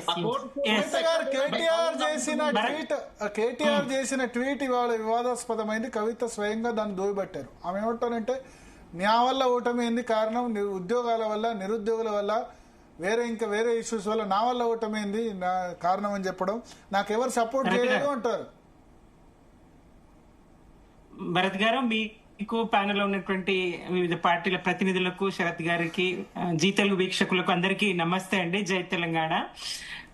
కవిత గారికి ముందుగా అభినందనలు. ఈ కేసులో మరి తాను బయటపడినందుకు నిర్దోషిగా. ఏదైతే కేసీఆర్ గారు ముందే స్పష్టం చేసిండ్రో, కడిగిన ముత్యంలా కవిత బయటకు వస్తారు, కేజ్రీవాల్ బయటకు వస్తారు, ఈ కేసులో ఉన్న వాళ్ళందరూ, ఇది కుట్రపూరితంగా బీఆర్ఎస్ మీద ఉన్నటువంటి దానితో కంట్లో నలుసులాగా, మోదీ గారికి కంట్లో నలుసులాగా, ముక్కులో కొయ్యలాగా బీఆర్ఎస్ గాని ఆమ్ ఆద్మీ గాని పార్టీ ఉన్నాయి. ఆ కారణంగానే మరి ఈ కేసులో ఇరికించడం జరిగింది. ఇది కేసే కాదు అని చెప్పి కేసీఆర్ గారు నాడే స్పష్టం చేసిండ్రు. ఈ రోజు కవిత కూడా అదే అంటారు, బీఆర్ఎస్ మీద ఉన్నటువంటి రాజకీయ దీని వల్లనే నా మీద కేసు పెట్టింది తప్ప అని చెప్తున్నారు. దీన్ని బట్టే స్పష్టం అవుతా ఉన్నది కవిత గారి కేసు వెనుక కారణం ఏంటి. కేసు వల్ల అసెంబ్లీ మరియు పార్లమెంట్ ఎన్నికల్లో రాజకీయంగా నష్టపోయింది మాత్రం భారత రాష్ట్ర సమితి అన్నారు. దాన్నే కవిత తప్పుపట్టారు. అవును, అవునండి, అది కవిత గారికి కూడా తెలుసు. ఆ కేసు వల్ల నష్టపోయిన విషయం కవిత గారికి కూడా తెలుసు. ఎన్నికలకు ముందు తెలంగాణ మీద వ్యతిరేకత, ప్రభుత్వం మీద వ్యతిరేకత, యాంటీ అది ఒక కారణం, ఆరోగెన్సీ, అది ఒక కారణం, యాక్సెసిబుల్ లేకపోవడం, ఇవన్నీ కారణం కాదా? జస్ట్ నరేష్ గారు ఒక్క నిమిషం, వద్దు సుమిత్ర గారు నరేష్ గారు ఒక్క నిమిషం మీరు మాట్లాడినప్పుడు మాట్లాడలేదు కదా సుమిత్ర గారు, చెప్పనివ్వండి. అన్ని ఆ కారణాల్లో ఇది కూడా ఒక కారణము. 1,63,000 ఉద్యోగాలు మేము ఇవ్వగలిగినాము. ఏ రకంగా చూసినా తెలంగాణ కేసీఆర్ గారి పాలనలో సుభిక్షంగా ఉండింది. పాడి పంటల విషయంలో గానీ ఇతర మీ తప్పులన్నీ తీసుకొచ్చి లిక్కర్ దాని మీద ఎత్తేస్తే ఎట్లా? మీ ఎమ్మెల్యేల మీద మొత్తం నేను చెప్పడం లేదు. ఎమ్మెల్యేల మార్పు కూడా ఒకటి కావచ్చు, ఇది కూడా ఒక కారణం అయింది. ఏ స్థాయి ప్రచారం జరిగిందో మీకు కూడా తెలుసు. అసెంబ్లీ ఎన్నికలకు ముందు గానీ, పార్లమెంట్ ఎన్నికలప్పుడు గానీ, అసెంబ్లీ ఎన్నికలకు ముందేమో బీజేపీతో వీళ్ళు కుమ్ముక్కయ్యారు కాబట్టి కవిత గారిని అరెస్ట్ చేయలేదని, అలాగే పార్లమెంట్ ఎన్నికల్లోనేమో ఏకంగా కవిత గారు అరెస్ట్ అయినరని నాడైనా నేడైనా ఈ తెలంగాణ వ్యతిరేకులు గాని, బీఆర్ఎస్ వ్యతిరేకులు గాని కవిత గారినే బూచిగా చూపిస్తా ఉన్నారు. నాడు ఉద్యమ దళపతి కుమార్తె, కేసీఆర్ గారి కుమార్తెనే లిక్కర్ స్కామ్ లో ఇరుక్కున్నది అని చెప్పేసి, లిక్కర్ స్కామ్ చేసిందని, ఇరుక్కున్నదని కాదు, నాడు ప్రచారం చేసి, ఇప్పుడేమో కవిత గారే కేసీఆర్ గారిని వ్యతిరేకిస్తా ఉన్నారు, బీఆర్ఎస్ పార్టీని వ్యతిరేకిస్తా ఉన్నారు, బీఆర్ఎస్ పార్టీ అవినీతికి పాల్పడిందని చెప్తా ఉన్నారని ఇప్పుడైనా కవిత గారు బీఆర్ఎస్ పార్టీకి నష్టం చేసే విధంగానే వ్యాఖ్యలు గాని, ఇది గాని. అప్పుడేమో బీఆర్ఎస్ పార్టీ మీద ఉన్న కోపంతో అయితే, ఇప్పుడేమో కవిత గారి వ్యాఖ్యల వల్ల, ఏ కారణంగా అయినా కవిత గారి వల్ల బీఆర్ఎస్ కు నష్టం నాడు జరిగింది, ఇప్పుడు జరుగుతుందండి ఆ దుష్ప్రచారాల వల్ల. మేము మాత్రం తప్పకుండా స్వాగతిస్తున్నాం. కేటీఆర్ గారు కూడా స్వాగతించిండ్రు. ఆ విషయంలో కవిత గారి వీడియోలు ఏవా నరేశ్వర గారు చెప్తారు, ఇందాక ఆ వీడియోలు ఉన్నాయని. కవిత గారు ఇప్పుడేమో నాకెవ్వరూ లేరు, కేవలం జాగృతే ఉన్నదని చెప్తారు. తానే ఇంతకు ముందు మరి తను ఈడీ విచారణకు వచ్చినప్పుడు బీఆర్ఎస్ హరీష్ అన్న అనే మాట మాట్లాడుతూ, హరీష్ అన్న ఉన్నారు, కేటీఆర్ రామన్న ఉన్నారు, మంత్రులు ఉన్నారు, ఎమ్మెల్యేలు ఉన్నారు, మీడియాకు బయట్లు ఇచ్చారు అని స్పష్టంగా తన నోటితో చెప్పింది. ఢిల్లీ కూడా వచ్చిండ్రు అని కూడా చెప్పింది. అలాగే వాళ్ళ కేజ్రీవాల్ గారు తన కోసం న్యాయంగా కోర్టులో పోరాడినటువంటి న్యాయవాదుల పేర్లు చెప్పిండ్రు. తాను కూడా ఇక్కడ చెప్తే, కవిత గారు కూడా చెప్తే, మరి ఆ న్యాయ పోరాటం ఎవరు చేసిండ్రు, వ్యయ ప్రయాసాలకు ఎవరు వచ్చిండ్రు, పార్టీ ఉన్నదా లేదా అనేది స్పష్టమవుతుండే కదా. కేసీఆర్ గారే స్పష్టంగా కడిగిన ముత్యంలాగా కవిత బయటకు వస్తుందని చెప్పిన తర్వాత కూడా పార్టీ నాకు సహకరించలేదనడం సమంజసమా? ఎందుకు బీఆర్ఎస్ మీద ఇంకా కూడా బురద జల్లే ప్రయత్నం చేస్తారు? స్వాగతించినాం మేము, మీరు కూడా ఆ విషయంలో సంతోషించండి, స్వాగతించండి. కొన్ని సందర్భాల్లో అల్ప సంతోషం ఉంటది. బీసీలకు రిజర్వేషన్లు రాకున్నా అదేదో జరిగినట్టు పాలాభిషేకాలు రంగులతో ఉత్సవాలు చేసుకున్న సందర్భాన్ని చూసినాం కదా. ఇట్లనే ఇప్పుడు కూడా చేసుకుంటున్నారేమో. ఇప్పుడు మీరు హ్యాపీయా సాడా సుమిత్రానంద్ గారు? సంతోషం అండి. మొత్తానికి ఏదైతే మా నాయకుడు కేసీఆర్ గారు నమ్మిండ్రో అది జరిగింది. మీ వాయిస్ కట్ అవుతుంది. చాలా సంతోషం. స్వాగతం. కేజ్రీవాల్ గారికి నష్టం జరగలేదా? ఎవరి మీద రాకూడదు. ముఖ్యంగా మద్యం అంటే, లిక్కర్ అంటే మహిళ దూరం అని అనుకుంటారు. అటువంటిది లిక్కర్ కేసుకు సంబంధించి తన మీద వస్తే చాలా ఎదుర్కొన్నారు. పాపం విచారకరం అది. అనేక అవమానాల్ని తను భరించిండ్రు. మీతో నేను ఏకీభవిస్తా. ఇందాక మీరు అన్నారు ఆ అవమానాల్ని ఏ కోర్టులు ఎన్ని కొట్టేసినా ఏం చేసినా ఆ అవమానాలను అయితే తిరిగి తెచ్చివ్వలేవు. ప్రజల్లో 100% సానుకూలత ఇప్పటికిప్పుడు నేను వస్తుందని అనుకోను. అందరూ స్వాగతిస్తారని నేను అనుకోను. శరత్ గారు అన్నట్టు నమ్మని వాళ్ళు ఇంకా ఉంటారు, ఇంకా మీద కోర్టులు ఉన్నాయి కదా అనుకునే వాళ్ళు ఉంటారు. ఏది ఏమైనా బీఆర్ఎస్ గా మేము స్వాగతిస్తూ ఉన్నాం. బీజేపీ కుట్రపూరితంగా పెట్టిన కేసుగానే మేము భావిస్తా ఉన్నాం.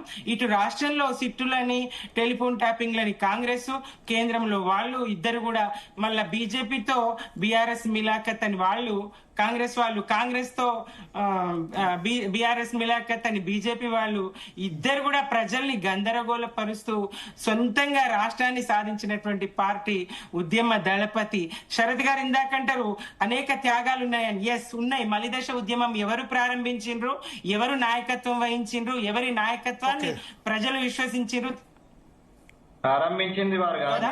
మీరు ఇందాక చెప్తున్నారు భరత్ గారు, ఒక్క నిమిషం. మీరు ఇందాక చెప్తున్నారు భరత్ గారు ముంగట్లో కూర్చున్నామని.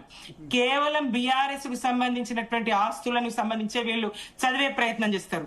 రాష్ట్రంలో ఎవరికి లేవు ఆస్తులు, ఎవరికి లేవు. వాళ్ళందరిలో చూస్తే బీఆర్ఎస్ కున్న ఆస్తులు చాలా తక్కువ, కేసీఆర్ గారికి ఉన్నటువంటి ఆస్తులు చాలా తక్కువ మిగతా నాయకులతో. ఇవాళ ఒక్కొక్క ఎమ్మెల్యే, ఒక్కొక్క కౌన్సిలర్ కు 3 కోట్లు ఆఫర్ చేసిండ్రు వివేక్ వెంకట స్వామి గారు కేతనపల్లిలో.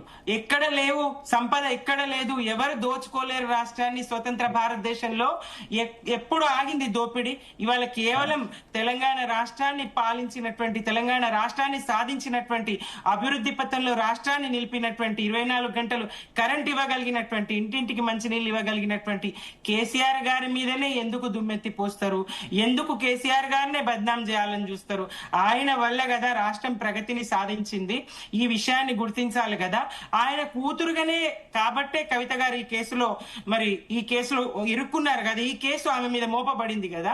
ఇది స్పష్టం కదా. మొత్తానికి ఈ కోర్టు తీర్పునైతే బీఆర్ఎస్ గా మేము స్వాగతిస్తున్నాం. ట్వీట్ లో తప్పున్నదని నేనైతే భావించడం లేదు. లేదు సార్, దోపిడీ చేయడమే మా జన్మ హక్కు అని చెప్పమన్నాడు సార్. చాలా సంతోషపడతాం అందరం. ఎందుకంటే ఉద్యమం చేసి తెలంగాణ సాధించింది మీరే. శ్రీకాంతాచారి చేయలేదు, వాళ్ళ కుటుంబాలు చేయలేదు, ఎవ్వరు చేయలేదు. ఓన్లీ కేసీఆర్ కుటుంబం చేయడం వల్లనే తెలంగాణ సాధ్యమైంది. కాబట్టి దోచుకోవడం జన్మ హక్కు. ఏం త్యాగాలు చేసినమ్మా? ఏం త్యాగాలు చేయలేదు. ఎందుకు 69 ఉద్యమాన్ని కాంగ్రెస్ ఎందుకు ఇచ్చేసింది? 400 మంది విద్యార్థులను ఎందుకు పొట్టన పెట్టుకున్నారు? సరే, అది వేరే టాపిక్ లేండి, అది వేరే టాపిక్. వెంకటస్వామి గారు మళ్ళీ అది వేరే టాపిక్. ఉద్యమము, త్యాగాలు వేరే topic. Let us restrict to this. Venkataswamy గారు, సో ఏమంటారు కాంగ్రెస్ పార్టీ తరఫున? మీ అక్కడ ఇవాళ కాంగ్రెస్ పార్టీ పవన్ ఖేరా ఏమన్నారంటే ఇది బీజేపీ గేము, వాళ్ళు బీజేపీ బీ టీం కాబట్టి ఆమ్ ఆద్మీ పార్టీని వాళ్ళ తప్పించారు, ముందు కేసు పెట్టారు, ఇప్పుడు లోబర్చుకొని అది చేశారు అని చెప్పారు. అరవింద్ కేజ్రీవాల్ మాట్లాడుతూ ప్రెస్ కాన్ఫరెన్స్ లో నన్ను, సంజయ్ సింగ్ ను, మనీష్ సిసోడియాని జైల్లో పెట్టారు, రాబర్ట్ వాద్రాని ఎందుకు జైల్లో పెట్టలేదు, రాహుల్ గాంధీని ఎందుకు జైల్లో పెట్టలేదు అని ఆయన అంటున్నారు. అంటే మీ ఇండియా కూటమిలో ఉన్నంత కాలం మంచిగా ఉంది, ఇప్పుడేమో చెడిపోయింది. సరే, రాజకీయాలలో విచిత్రాలు జరుగుతూ ఉంటాయి. ఇట్లాంటి కేసుల యొక్క ఒరవడికి ఇప్పుడు కేజ్రీవాల్ గారు ఉన్నారు.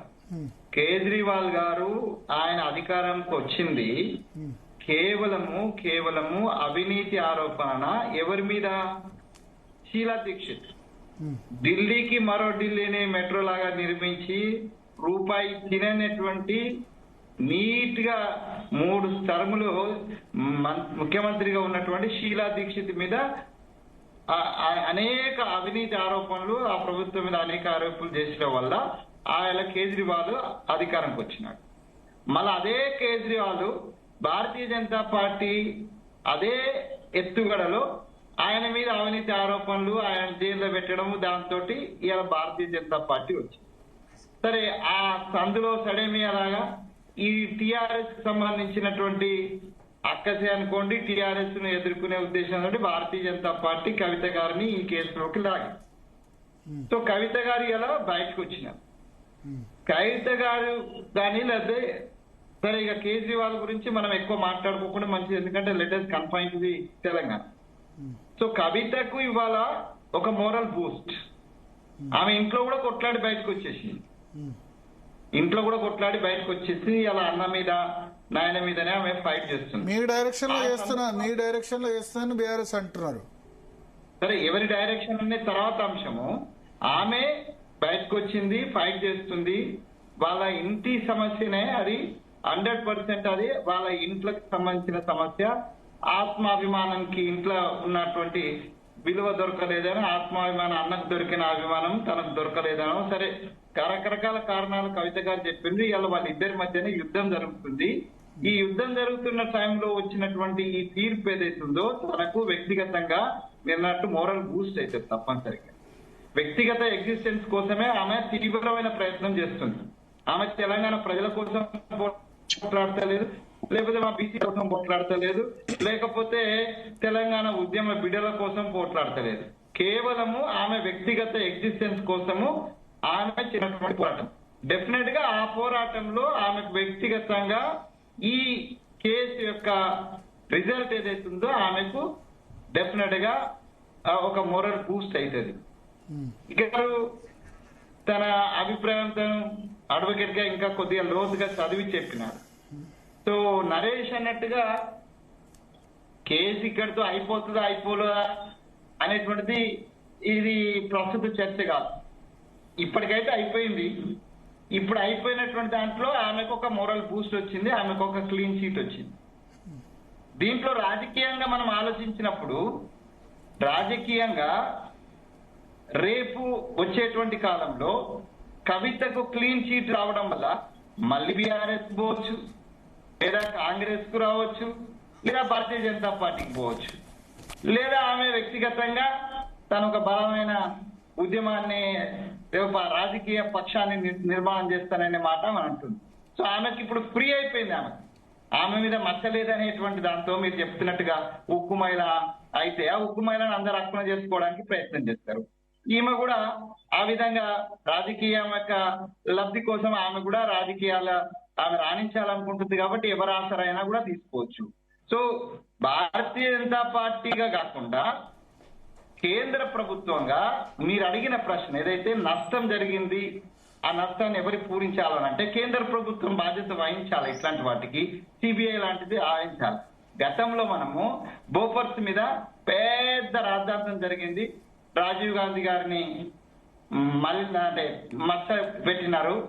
తర్వాత దాని ఎండింగ్ ఏమైంది, కానీ ప్రభుత్వమే కూలిపోయింది ఆ రోజు. అట్లాగే షీలా దీక్షిత్ వారి మీద చేసిన ఆరోపణల కారణంగా ఆ రోజు కూడా ప్రభుత్వం కూలిపోయింది. సో ఇవాళ అంటే ప్రభుత్వాలే కూలిపోయినటువంటి పరిస్థితులు, అవినీతి ఆరోపణలు. 2G స్కామ్ సంబంధించి మనం చూసినాము. పెద్ద గొడవ జరిగింది. భారతీయ జనతా పార్టీకి అగ్రనేత మాన్యులు అద్వానీ గారి నాయకత్వంలో ఒక టోటల్ పార్లమెంట్ సెషన్ మొత్తము బ్లాక్ చేసినటువంటి పరిస్థితి 2G స్కీమ్.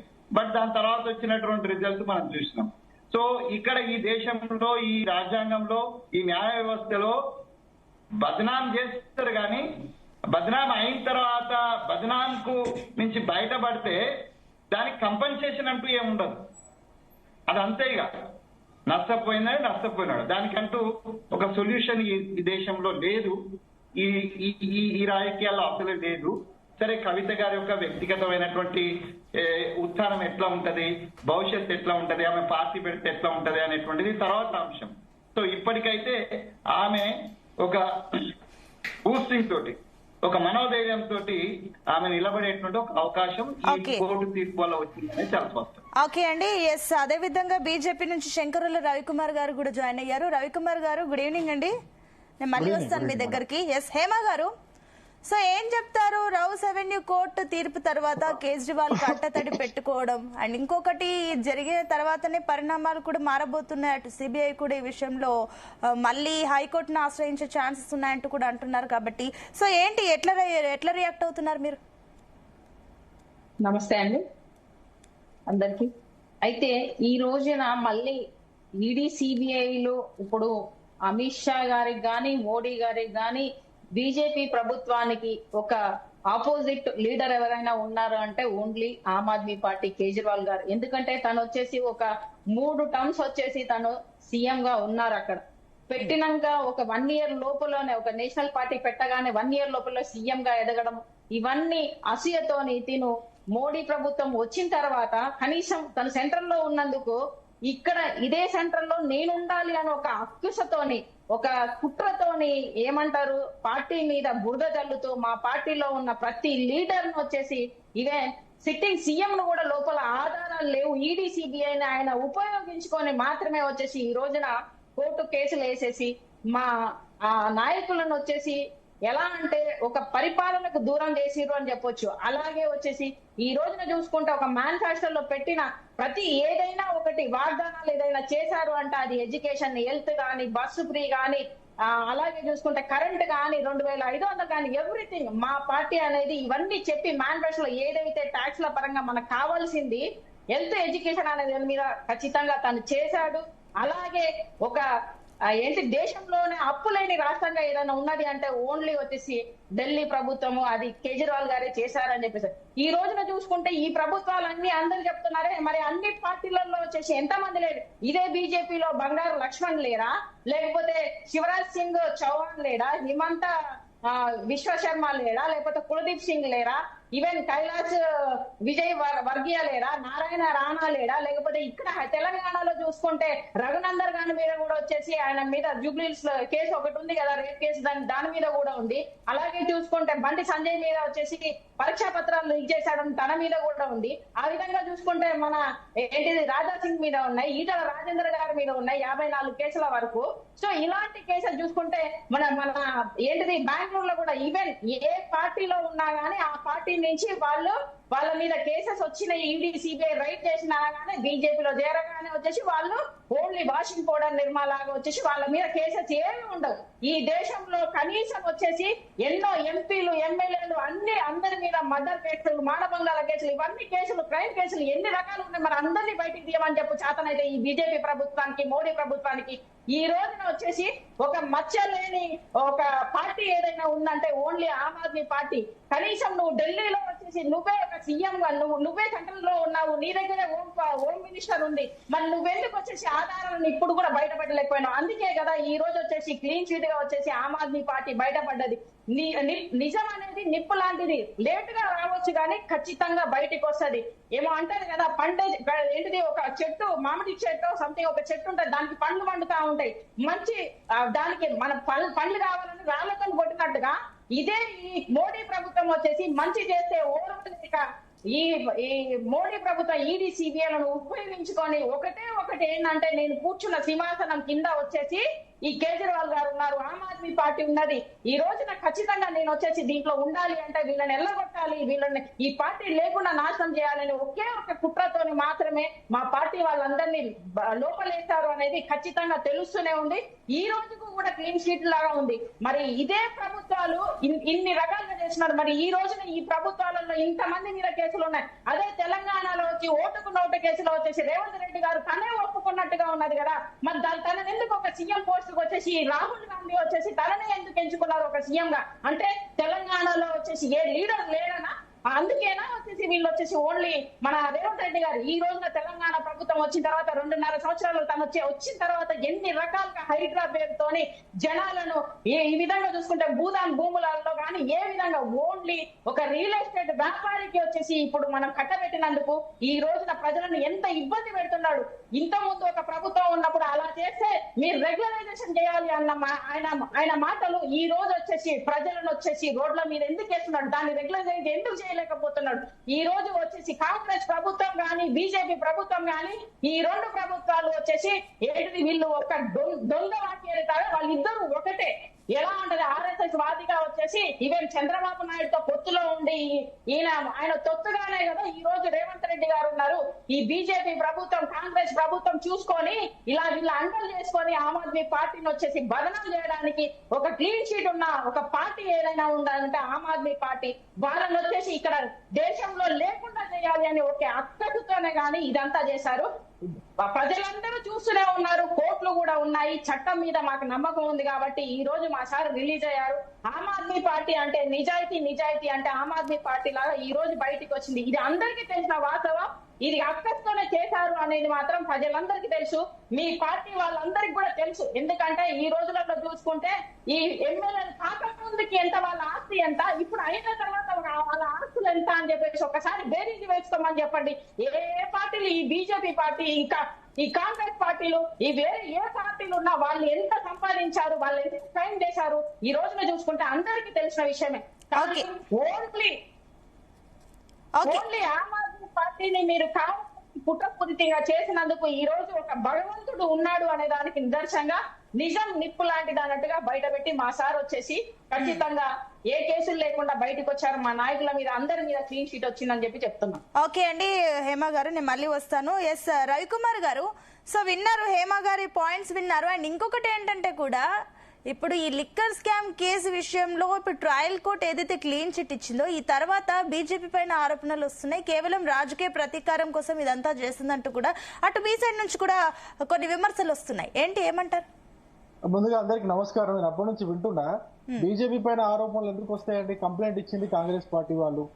కంప్లైంట్ ఇచ్చిన తర్వాత ప్రైమా ఫేసి ప్రాథమిక సాక్ష్యాధారాలు తీసుకొని కోర్టు వాళ్ళకి జైల్లో పెట్టింది. బెయిల్ కూడా ఇవ్వలేదు. ఒక ముఖ్యమంత్రిని జైల్లో పెట్టింది, ఒక మంత్రిని జైల్లో పెట్టింది, ఒక పార్టీకి సంబంధించిన ముఖ్యమంత్రి కూతుర్ని జైల్లో పెట్టింది. జైల్లో పెట్టినట్టు ఊరికేనే పెడతారా? ఆధారాలు లేకుండా అన్ని రోజులు జైల్లో పెడతారా? ఆధారాలు లేకుండానే అన్ని రోజులు జైల్లో పెట్టి మళ్ళీ బెయిల్ అప్లికేషన్లు పెట్టుకున్నప్పటికీ కూడా బెయిల్ రిజెక్ట్ చేస్తారా ఎక్కడన్నా? అట్లా జరుగుతుంది. ఇప్పుడు క్లీన్ చిట్ ఎక్కడ మీకు సెషన్స్ కోర్ట్ లో క్లీన్ చిట్ వచ్చింది టెక్నికల్ రీజన్స్ వల్ల అని చెప్పేసి చెప్పింది. మీరు సమర్పించాల్సినటువంటి ఏదో టెక్నికల్ డాక్యుమెంట్స్ సమర్పించలేదో మరి ఏం జరిగిందో అది చెప్పింది. మీరు అట్లా చెప్తే ఇప్పుడు లాలూ ప్రసాద్ గారి పైన కేసు ఒకటి ఉండింది, అది కింది కోర్టులలో కేసు కొట్టేసారు. దాని తర్వాత హైకోర్టుకు పోతే శిక్ష పడింది. హైకోర్టుకు పోయిన తర్వాత మళ్ళీ వాళ్ళు సుప్రీంకోర్టుకు పోతే శిక్ష ఇంకా పెరిగింది. ఆయన జైలు కూడా పోయిండు. అదే ఇందాక మనం మాట్లాడుకున్నాం, కోర్టుకి జడ్జిమెంట్స్ కూడా మారిపోతున్నాయి. కోర్టుకు జడ్జిమెంట్స్ మారిపోవడం ఏంటంటే అక్కడ సమర్పించేటువంటి ఆధారాలు కావచ్చు, మిగతా విశేషాలు కావచ్చు, సాక్షులు కావచ్చు, ఇవన్నీ ఉంటాయి కదండి. ఇప్పుడు నేను అదే అంటున్నా, ఇప్పుడు సెషన్స్ కోర్టు మీకు క్లీన్ చిట్ ఇచ్చేంత మాత్రాన మీరు అక్కడ ఎటువంటి నేరం చేయలేదనేది కాదు, మీరు కడిగిన ముత్యం అనేది కాదు. ఈ విషయం గుర్తుపెట్టుకోండి. ఈయనేదో ఇప్పుడు మేడం ఎవరో ఆమ్ ఆద్మీ పార్టీ ప్రతినిధి మాట్లాడుతున్నారు, మోడీకి అసలు మేమే ప్రత్యామ్నాయంగా ఉన్నాము అందుకే మమ్మల్ని అది చేయాలని. మేము కంప్లైంట్ ఇవ్వలేదమ్మా, కాంగ్రెస్ పార్టీ వాళ్ళు కంప్లైంట్ ఇచ్చారు. మీరు పోరాడింది కూడా కాంగ్రెస్ పార్టీ అవినీతి చేసిందని చెప్పేసి మీరు 2011 ఆ టైంలో మీరు అవినీతి పైన పోరాటం చేసి అరవింద్ కేజ్రీవాల్ గారు ఆమ్ ఆద్మీ పార్టీ పెట్టుకున్నారు. మీరు మీకున్న రైవర్లీ మీకు కాంగ్రెస్ పార్టీతో ఉన్నది. ఢిల్లీలో మీరు కాంగ్రెస్ పార్టీ పైన పోటీ చేసి గెలిచిరు, ఢిల్లీలో అధికార పీఠం దక్కింది. మీకు కాంగ్రెస్ పార్టీ పైన ఓడిపోయారు, కాంగ్రెస్ పార్టీని ఓడగొట్టినది మీకు అధికార పీఠం దక్కింది. అటువంటిది మీరు మళ్ళీ అదే అవినీతి కాంగ్రెస్ అని చెప్పి, అదే అవినీతి కాంగ్రెస్ పైన పోరాటం చేస్తున్నామని చెప్పి, అదే అవినీతి కాంగ్రెస్ ని మేము గద్దె దింపినామని చెప్పి మళ్ళీ రాజకీయ అవసరాల కోసం, రాజకీయ మనుగడ కోసం మీరు అదే కాంగ్రెస్ పార్టీతో కలవలేదా? అదే కాంగ్రెస్ పార్టీతో కలిసి మీరు బీజేపీకి వ్యతిరేకంగా పోటీ చేయలేదా? మీరు ఒకటే చెప్పేసి బీజేపీని మధ్యలో వచ్చేసి బీజేపీ పైన ఆరోపణలు చేసినట్లండి. బీజేపీ ఏమన్నా రాజకీయంగా మిమ్మల్ని ఏమన్నా తీసేయాలని చూసిందా? కాంగ్రెస్ చూసిందా? మీ ఇమ్మీడియట్ ప్రత్యర్థి ఎవరుండే? కాంగ్రెస్ పార్టీ ఉండే. మీ కంప్లైంట్ ఎవరు ఇచ్చారు దీనిపైన? కాంగ్రెస్ పార్టీ ఇచ్చింది. ఏం మాట్లాడతారు మీరు? నాకు అర్థం కాదు. రేపు మీరు ఇప్పుడు ఎప్పుడండి ఎప్పుడు clean sheet- వచ్చింది? ఇప్పుడు clean sheet అంటారు. బీజేపీ ప్రభుత్వం వచ్చేసి 11 సంవత్సరాలుగా వస్తుంది. మా పార్టీ లీడర్లను ఎప్పుడేశారు? సిట్టింగ్ మీరు అవినీతికి అలవాటు పడ్డ తర్వాత మీరు నన్ను మాట్లాడి అమ్మా నేను ఇప్పుడే వచ్చిన మాట్లాడి హేమ గారు ఇప్పుడు మీరు అది కాదు. ఒక్క నిమిషం. అరే, ఒక్క నిమిషం ఆమ్ ఆద్మీ ఆగండి, పార్టీ చెప్పండి. వాళ్ళు ఒక్క విషయం గుర్తుపెట్టుకోండి. మీకు లిక్కర్ స్కామ్ పైన కేసు వేసింది కాంగ్రెస్ పార్టీ. కాంగ్రెస్ పార్టీ వాళ్ళు మీకు పైన కంప్లైంట్ ఇచ్చి కేసు వేసినారు. అదే కాంగ్రెస్ పార్టీతో మీరు జతగట్టుకొని మీరు ఎలక్షన్ లో కొట్లాడినారు. అంతకుముందు అదే కాంగ్రెస్ పార్టీకి వ్యతిరేకంగా మీరు పోరాటం చేసిన వాళ్ళు, అదే కాంగ్రెస్ పార్టీని మీరు ఢిల్లీలో ఓడగొట్టిన వాళ్ళు. మీరు అటువంటిది అవినీతి పైన మీరు కాంగ్రెస్ పార్టీ పైన పోరాటం చేసింది. బీజేపీ ప్రభుత్వం అరే వినమా, మీకు ఒక్కొక్క సీక్వెన్స్ చెప్తున్నా కదా, ఒకసారి అర్థం చేసుకో. సీక్వెన్స్ చెప్తున్నా కదా. 2010-11లో అవినీతి పైన కదా మీరు పోరాటం చేసింది, కాంగ్రెస్ పార్టీ పైన కదా మీరు పోరాటం చేసింది. అదే కాంగ్రెస్ పార్టీని కదా మీరు ఓడగొట్టింది ఢిల్లీలో. దాని తర్వాత కదా మీరు అవినీతి అప్పుడు ఓడిపోయిన తర్వాత అధికారంలోకి వచ్చిన తర్వాత మీరు మిగతా రాష్ట్రాల్లో మీరు ఎక్స్పాండ్ అవ్వాలని చెప్పేసి మీరు నిశ్చయించుకున్న తర్వాత దానికి డబ్బు కావాల్సి వస్తే అవినీతి చేసి అదే కాంగ్రెస్ పార్టీతో జతగట్టి కాంగ్రెస్ పార్టీతో చట్టపట్టాలు వేసుకొని మీరు ఎన్నికల్లోకి పోలేదా? ఎన్నికల్లో కలిసి కొట్టలేదా? మీరు చేసిన పాపాలు కంప్లైంట్ ఈ కేసు పైన కంప్లైంట్ ఇచ్చింది కూడా మీరు ఒక నిమిషం మీ పాయింట్స్ పైన ఒకసారి క్లారిటీ తీసుకుందాం వెంకట స్వామి గారు. ఇంకొక పాయింట్ కూడా చెప్తున్నా, ఇంకొక విషయం కూడా చెప్తున్నా. మీకు క్లీన్ చిట్ ఇంకా రాలేదు. ఇప్పుడు రేపు పొద్దున హైకోర్టు పోయినారు. ఇప్పుడు సిబిఐ వాళ్ళు హైకోర్టులో కేసు తేలితే మళ్ళీ శిక్ష పడితే అప్పుడు ఏం చేస్తారు? సుప్రీంకోర్టులో పోతారు. సుప్రీంకోర్టులో కూడా శిక్ష పడింది అనుకోండి, అప్పుడు మీరు కడిగిన ముత్యము ఇవన్నీ మళ్ళీ మాట్లాడుకుంటారా? బీజేపీ చేసిందని మాట్లాడుకుంటారా? అంటే కాదు కదమ్మా.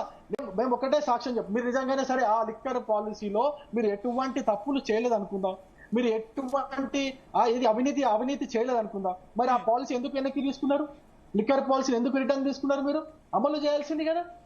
ఒక నిమిషం రవికుమార్ గారు, అవకతవకలు జరిగినాయనే కదా మీరు వెనక్కి తీసుకున్నది. రవికుమార్ గారు మీ మంత్రిని అన్ని రోజులు ఎందుకు జైల్లో పెడతారు? మీ ముఖ్యమంత్రి ఎందుకు జైల్లో పెడతారు? మామూలు విషయం కాదు కదా మంత్రిని జైల్లో పెట్టడం. రవికుమార్ గారు ఒక్క నిమిషం, నరేష్ గారికి సబ్మిషన్ ఉందంట, చెప్పండి నరేష్ గారు. ఇప్పుడు రవికుమార్ గారు ఆవేశం నాకేందో అర్థం కావట్లేదు. రవికుమార్ గారు ఎందుకు ఆవేశపడుతారు? వారు కాదు బాధపడ్డది, మీ తప్పిదం వల్ల బాధపడిన నాయకులు మేము యాప్ నాయకులు. మీరెందుకు ఆవేశపడుతున్నారు రవి గారు? నాకు అర్థం కావట్లేదు. మీరు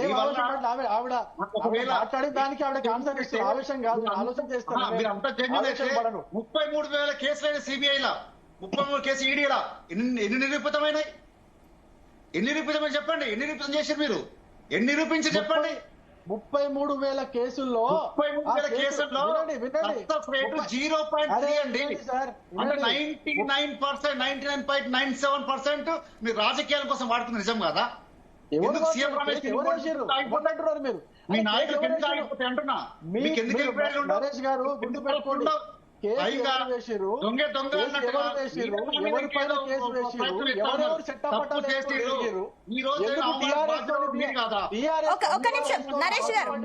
గారు ఒక్క నిమిషం, ఆయన పాయింట్ కంక్లూడ్ చేయనివ్వండి. నేనేమంటున్నా, మీ కవిత గారి పైన ఈ యాప్ కేసు, ఈ యొక్క లిక్కర్ కేసు పైన కేసు వేసింది కాంగ్రెస్ పార్టీ. దాని తర్వాత అనేక ఆరోపణలు వచ్చినాయి. సాక్ష్యాధారాలు వాళ్ళు కలెక్ట్ చేసుకున్నారు, ఎంక్వైరీ జరిగింది, సాక్ష్యాధారాలు కోర్టులో ప్రవేశపెట్టినారు. ఆ సాక్ష్యాధారాల ఆధారంగా అరెస్టు చేసినారు, జైల్లో పెట్టినారు. మనకు బెయిల్ కూడా ఇవ్వలేదు. మరి ఏదో ఉన్నట్టే కదా. ఇప్పుడు మీరు క్లీన్ చిట్ అనుకుంటే ఎట్లా? ఇప్పుడు మీరు ఇంకోటి 33,000 కేసులు సిబిఐ చేస్తే మరి 33 కేసులు ఎన్ని కేసులు సక్సెస్ రేట్ అని చెప్తున్నారు. అంటే ఇప్పుడు సిబిఐ సక్సెస్ రేట్ చెప్పిన దాన్ని బట్టి ఇప్పుడు మీరు మీ కవిత గారు డబ్బులు తీసుకున్నారా, డబ్బులు తిన్నారా లేదా మనం చెక్ చేయాలా? ఆమ్ ఆద్మీ పార్టీ వాళ్ళు డబ్బులు తీసుకున్నారా లేదా చెక్ చేయాలా? అట్లా చెక్ చేయాలా? ఎట్లా చెక్ చేయాలంటే నాకు అర్థం కాదు. ఇప్పుడు మీరు మీకు చెప్పారు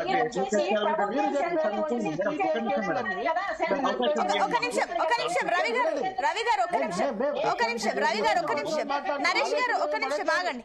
నరేష్ గారు, హేమ గారు ఒక్క నిమిషం. హేమ గారు, సమయం తక్కువ ఉంది, క్లోజింగ్ టైం దగ్గరకు వచ్చింది. ఒక్క నిమిషం ఆగండి, క్లారిటీ తీసుకుందాం. నేను వస్తాను. నరేష్ గారు మీ పాయింట్ చెప్పండి. ఒక నిమిషం హేమ గారు, వస్తాను. ఒక నిమిషం చెప్పండి మేడం. ఇప్పుడు నేనేమంటానంటే అన్ని పార్టీలకు సమానం చెప్పడం, చిన్న 2 నిమిషాల సమయం ఇవ్వండి, చెప్పండి. ఇప్పుడు టిఆర్ఎస్ పార్టీ నాయకులు వారు ఒక ట్వీట్ ఏమని చేశారంటే, మేము ఈ కేసు వల్ల అధికారం కోల్పోయినామని చెప్పారు. కానీ ఆ నాయకునికి ఈ కేసు వల్ల ఎంత క్షోభపడ్డది ఒక మహిళ అని ఎందుకు గుర్తుకు రాలేదు? ఎందుకు ఎంతసేపటికి రాజకీయమే కావాలి, ఎంతసేపటికి అధికారమే కావాలి? మరి ఒక మహిళ ఇంత క్షోభపడ్డది కదా అని ఆ ట్వీట్లు ఎందుకు మెన్షన్ చేయలేకపోయారండి? దానికి సమాధానం చెప్పాలి కదండి. ఇప్పుడు వారు అధికారం పోయినందుకు ఇప్పటికీ బాధపడతా ఉన్నారు. కానీ 6 నెలలు జైల్లో ఉన్న మహిళ ఎంత ఇబ్బంది పడి ఉంటది? ఒక మహిళకు లిక్కర్ మీద పేరు మీద ఎంత ఇబ్బంది పడి ఉంటాయి? ఒక మాజీ ముఖ్యమంత్రి జైల్లో, ఒక ముఖ్యమంత్రి ప్రస్తుత ముఖ్యమంత్రి జైల్లో పోతే ఎంత ఇబ్బంది అవుతుంది? ఒక ఉప ముఖ్యమంత్రి, ఒక మంత్రి పోతే ఎంత ఇబ్బంది అవుతుంది? దానివల్ల ఎందుకు స్పందించట్లేదు? దాని అవమాన కారణం ఎందుకు ప్రశ్నించట్లేదు? ఎందుకు బీజేపీ పార్టీని ప్రశ్నించలేదు కేటీఆర్ గారు? చెప్పండి. కేటీఆర్ గారు బీజేపీ పార్టీని అంటే అంత ఈజీ కూడా కాదండి. ఇప్పుడు ఒక ముఖ్యమంత్రి స్థాయి వ్యక్తిని తీసుకెళ్లి జైల్లో పెట్టాలన్నా కూడా అది ఈజీ థింగ్ కాదు. ఎందుకంటే ఆధారాలు కానీ చాలా ఉంటాయి ప్రాసెస్. ఆ ప్రాసెస్ ప్రకారమే వెళ్ళారు వాళ్ళు కూడా. సమాధానం మేడం, దానికి సమాధానం. సరే, ఆర్ఎంపీలు చేయలేదు. ఇప్పుడు ఆర్ఎంపీల దగ్గర ఏం జరగలే అంటే శరత్ గారి ఉద్దేశం ప్రకారంగా చిన్న కోర్టులో పెద్ద సూపర్ స్పెషాలిటీ హాస్పిటల్ అయింది. ఎక్కడ? సుప్రీం కోర్టులో బెయిల్ ఇచ్చిర్రు. ఆ న్యాయమూర్తినే ఒకసారి ఒక ఫంక్షన్ లో క్లియర్ గా చెప్పిండు, పాపం ఆధారాలు లేకుండా ఉన్న వ్యక్తుల్ని ఇష్టానుసారం జైల్లో పెట్టామంటే ఎట్లా పెడతానండి అని ఖచ్చితంగా నేనే ఇచ్చిన బెయిల్. ఆధారాలు లేవు కాబట్టి బెయిల్ ఇచ్చిన అన్నాడు. చెప్పింది ఆర్ఎంపీ కాదు, సూపర్ స్పెషల్ డాక్టర్. కానీ బెయిల్ కి క్లీన్ చిట్ కి తేడా ఉంది కదా. దానికి సమాధానం చెప్పాలి కదా. శరత్ గారు ఒక నిమిషం ఆయన సమాధానం ఇస్తారంట.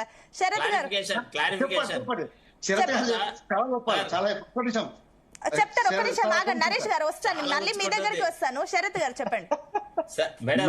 ఈ కంప్లైంట్, ఈ క్రైమ్ బుక్ అయింది ఎవరంటే ఇందులో కంప్లైంట్ ఇచ్చింది Shri Praveen Kumar Rai, director ministry of home affairs. Complaint ఇస్తే crime number so and so dated 17/8/2022 అనేది లాడ్జ్ అయింది. ఇది బీజేపీ వాళ్ళు ఇయ్యలేదు, కాంగ్రెస్ వాళ్ళు ఇయ్యలేదు, ఎవడు ఇయ్యలేదు. ఇది మినిస్ట్రీ వాళ్ళు ఇచ్చినారు. First point.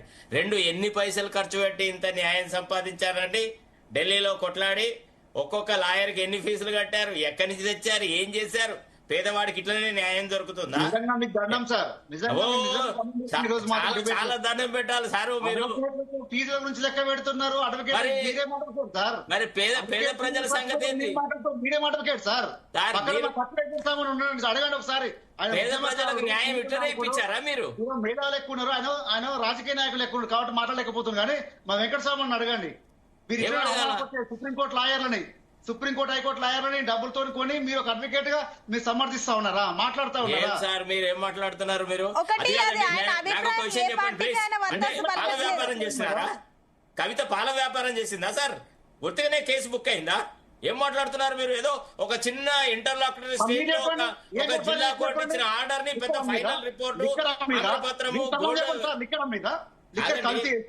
ఏమైనా తామ్రపత్రం ఇచ్చినారా మీకు? లేదా గోల్డెన్ సర్టిఫికేట్ ఇచ్చినారా? ఏం మాట్లాడుతున్నారు? లిక్కర్ కల్తీ చేసిండ్రా? ఏం చేసి చెప్పండి, మీరు చెప్పండి. లేదు పాల వ్యాపారం చేశారు సార్. మీరు పరమ విజ్ఞాని కదా, అందుకే కదా మీరు అన్ని ఆస్తులు సంపాదించగలిగినారు. మీరు పాల వ్యాపారాల్లోనే సంపాదించినారు సార్ ఇన్ని ఆస్తులు. మీరు అన్ని వ్యాపారాలు చేస్తున్నారు. ఒక నిమిషం ఆగండి. ఒక నిమిషం. పాలమ్మి పూలమ్మి వృత్తిని వ్యాపారంగా పెట్టి చేయలే. ఎస్ శరత్ గారు పాయింట్ కంక్లూడ్ చేయండి. విషయం ఏంటంటే అమ్మా, తెలంగాణలో పేద ప్రజలకి న్యాయం అనేది కానీ ఏ రకమైనటువంటి సహాయ సహకారాలు లేకుండా అన్ని వ్యవస్థలని సర్వనాశనం చేసినందుకు తెలంగాణ ప్రజలు విజ్ఞతతో తీర్పిచ్చినారు. వీళ్ళ దురాఘాతాలు 1, 2 అని కాదు. ఎవరిని పడితే వాళ్ళని సోషల్ మీడియాలో ఉన్న జర్నలిస్టులను అందరిని ఎవరిని వదిలెట్టినారండి వీళ్ళు? ఎవరిని వదిలెట్టారు? ఉద్యమకారులను వదిలెట్టినారా? అసలు ఉద్యమం కోసం సాక్రిఫైస్ చేసిన వాళ్ళ మీద కూడా రకరకాల కేసులు పెట్టి సర్వనాశనం చేసినారు. వ్యవస్థల్ని భ్రష్టు పట్టించినారు. తెలంగాణ ప్రజలు పిచ్చోళ్ళయ్యట. వీళ్ళ మీద కోపంతో వీళ్ళకు వ్యతిరేకంగా ఒక్క ఆరోపణతోనే ప్రజా తీర్పు వచ్చిందా? ఈ రకమైన మాటలు మాట్లాడము ఇది ఏదైనా ప్రజా వేదికల మీద సరిపోతుంది. వీళ్ళకేం తామ్రపత్రం రాలేదు, లేకపోతే భారతరత్న అవార్డు రాలేదు, ఏం రాలేదు. జిల్లా కోర్టులో ఒక ఇంటర్లాక్టరీ ఆర్డర్ పాస్ అయింది. అందులో టెక్నికల్ రీజన్స్ ద్వారా సర్టెన్ ఎవిడెన్సెస్ అనేది దొరకలేదు. కన్ఫెషనల్ స్టేట్మెంట్ ఏదైతే ఇచ్చారో అది సీల్డ్ కవర్ లో పెట్టారు. అది నాకు తెలియదు అని ఇన్వెస్టిగేషన్ ఆఫీసర్ అన్నారు. సో ఈ టెక్నికల్ గ్రౌండ్స్ మీద చేసినారు. ఇట్లా జిల్లా కోర్టు ఇచ్చిన తీర్పులు కొన్ని 100,000 రివ్యూ చేసిన సందర్భాలున్నాయి. అదే జిల్లా కోర్టు వీళ్ళకి బెయిల్ ఇవ్వలేదు, అదే హైకోర్టు వీళ్ళకి బెయిల్ ఇవ్వలేదు.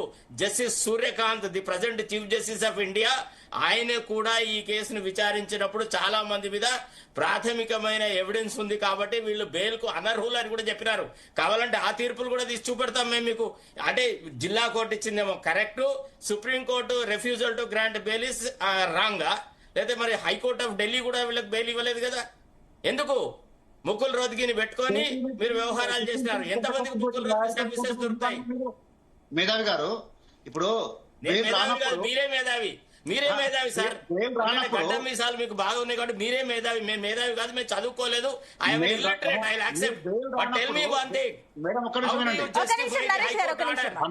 అంటామండి, మీరు మాకు వ్యక్తిగతంగా అన్నప్పుడు మిమ్మల్ని ఎదుర్కొంటాము. ఒక నిమిషం ఆయన ఓన్లీ మీకు మాత్రమే అనలేదు, అందరినీ అన్నారు ఆయన. ఒక నిమిషం అండి. ఎస్, ఒక నిమిషం. వెంకటస్వామి గారు అప్పటి నుంచి వెయిట్ చేస్తున్నారు. ఆయన అప్పటి నుంచి పాయింట్ ఉన్నారు. శరత్ గారు, అవకాశం దొరికిందని ప్రతిసారి మీరు బీఆర్ఎస్ మీద దుమ్మెత్తిపోయడం సమంజసం కాదు సార్.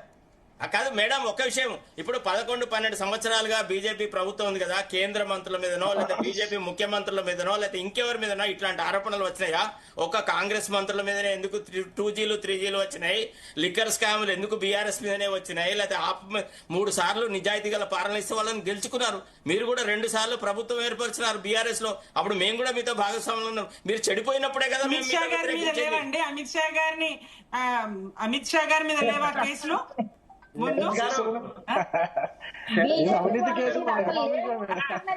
కేసుల గురించి మాట్లాడితే చాలా అనుకోకండి.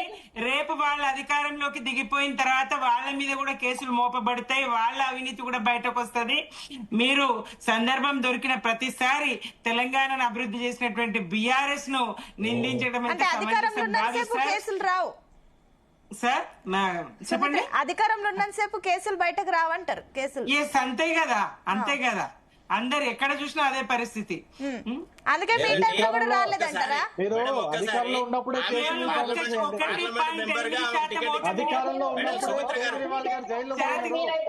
నేను ఒక ప్రశ్నకు సమాధానం చెప్పండి సుమత్ర గారు. ఒక 2% కూడా కాదు ఓటమికి కారణం. 1.2% ఓట్లతోనే తప్పిపోతే అదేదో మిన్ను విరుగు మీద పడ్డట్టు జరగరాని జరిగిపో. ఒక్క నిమిషం శరత్ గారు, ప్లీజ్ కంక్లూడ్ చేయండి. వెంకటస్వామి గారి దగ్గరికి వెళ్ళాలి. మేడం ఒకటే నిమిషం, ఒకటే మాట. ఇప్పుడు ఆమె ముఖ్యమంత్రి కూతురు కాబట్టి ఆమెకి ఎంపీ టికెట్ ఇచ్చినారు. అదే ప్రజలు ఆమెను చిత్తుగా ఓడగొడితే ఆమెకి ఎమ్మెల్సీని చేసినారు. ఆ తర్వాత అన్ని పదవులు అనుభవించింది. లేకపోతే తెలంగాణలో ఉద్యమకారులే దొరకలేదు, లేకపోతే ఎవరు సాక్రిఫైస్ చేసిన వాళ్లే లేరు. మరి ప్రజలు ఉత్తగానే సరే ఇదంటే లిక్కర్ స్కామ్ అంటే ఓకే, ఇది వచ్చింది కనుక పార్లమెంట్ లో అసెంబ్లీలో వీళ్ళకి తక్కువ సీట్లు వచ్చినాయి. మరి నిజామాబాద్ లో ఎందుకు ఇచ్చినారు జనాలు? అంటే ప్రజల విజ్ఞత లేని వాళ్ళ మాటలు. అంటే వీళ్ళు చేసిందంతా కరెక్ట్ అంటారు, లేకపోతే ఏమంటారు? బీఆర్ఎస్ వాళ్ళు మాకు ద్రోహం చేసినారు, ఫలానా ఆయన మాకు మోసం చేసి ఓడించినాడు అటమాటారు. వీళ్ళు ప్రజా తీర్పును కూడా వీళ్ళు రాంగ్ గా ఇంటర్ప్రిట్ చేయడం అలవాటు చేసుకున్నారు బీఆర్ఎస్ వాళ్ళు. ఇప్పటికి కూడా మేము ప్రజాగ్రహానికి గురైనాము, తప్పుడు పరిపాలన చేసినాము, మమ్మల్ని మేము సరిదిద్దుకుంటాము, బీద ప్రజల తరఫున మాట్లాడతాము, పేద ప్రజల కోసం కృషి చేసింటే బాగుండేది అని పశ్చాత్తాపం లేదు. ఇంకా కూడా మేం చేసిందే. ప్రజల గురించి దేశంలో ఎవరైనా చేసిరా సార్? శరత్ సార్, ఎవరు చేయరమ్మా, మీరే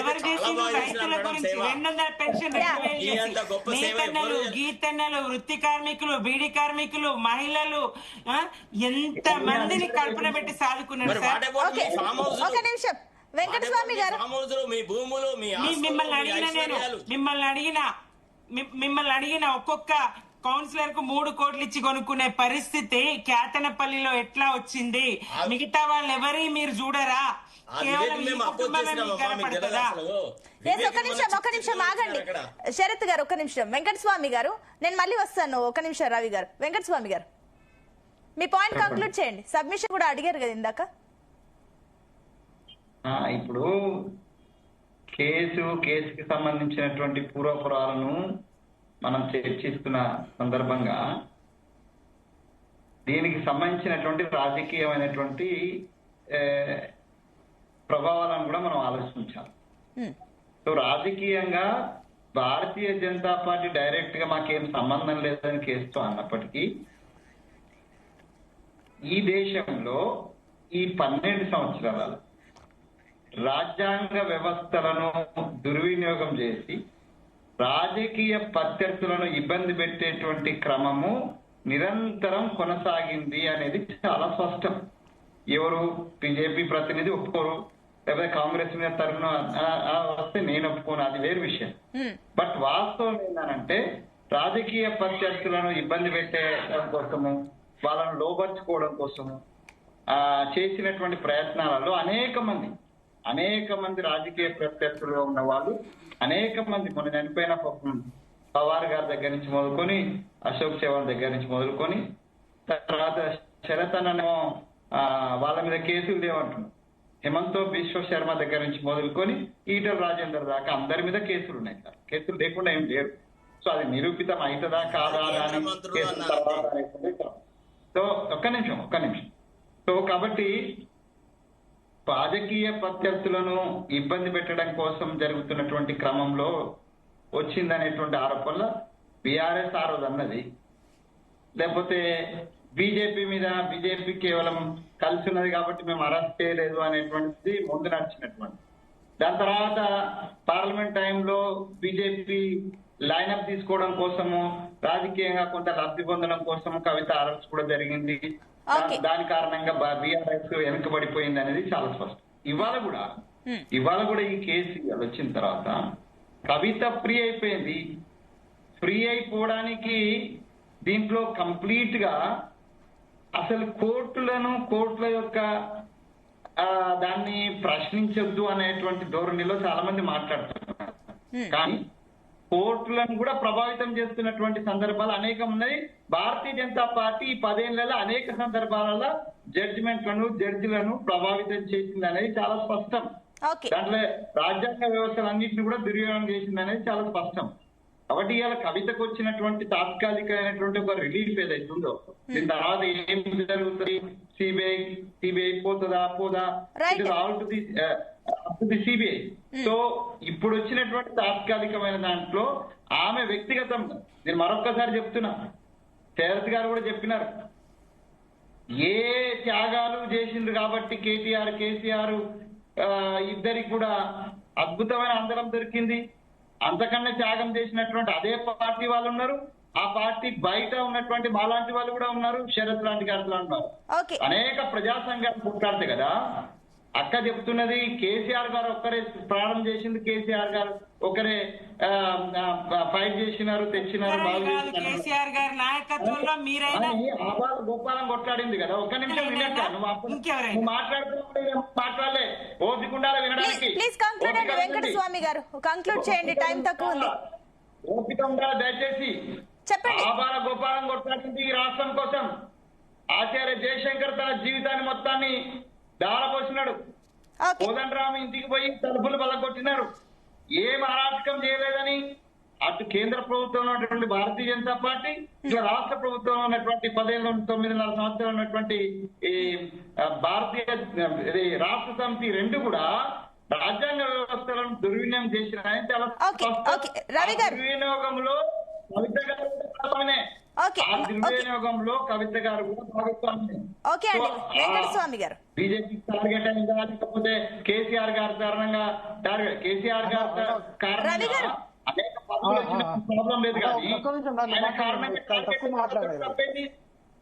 రవి గారు ప్లీజ్ కంక్లూడ్ యువర్ పాయింట్ అండి.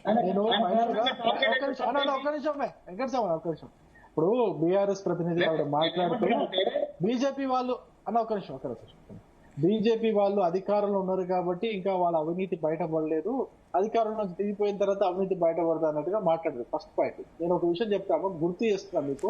1 minute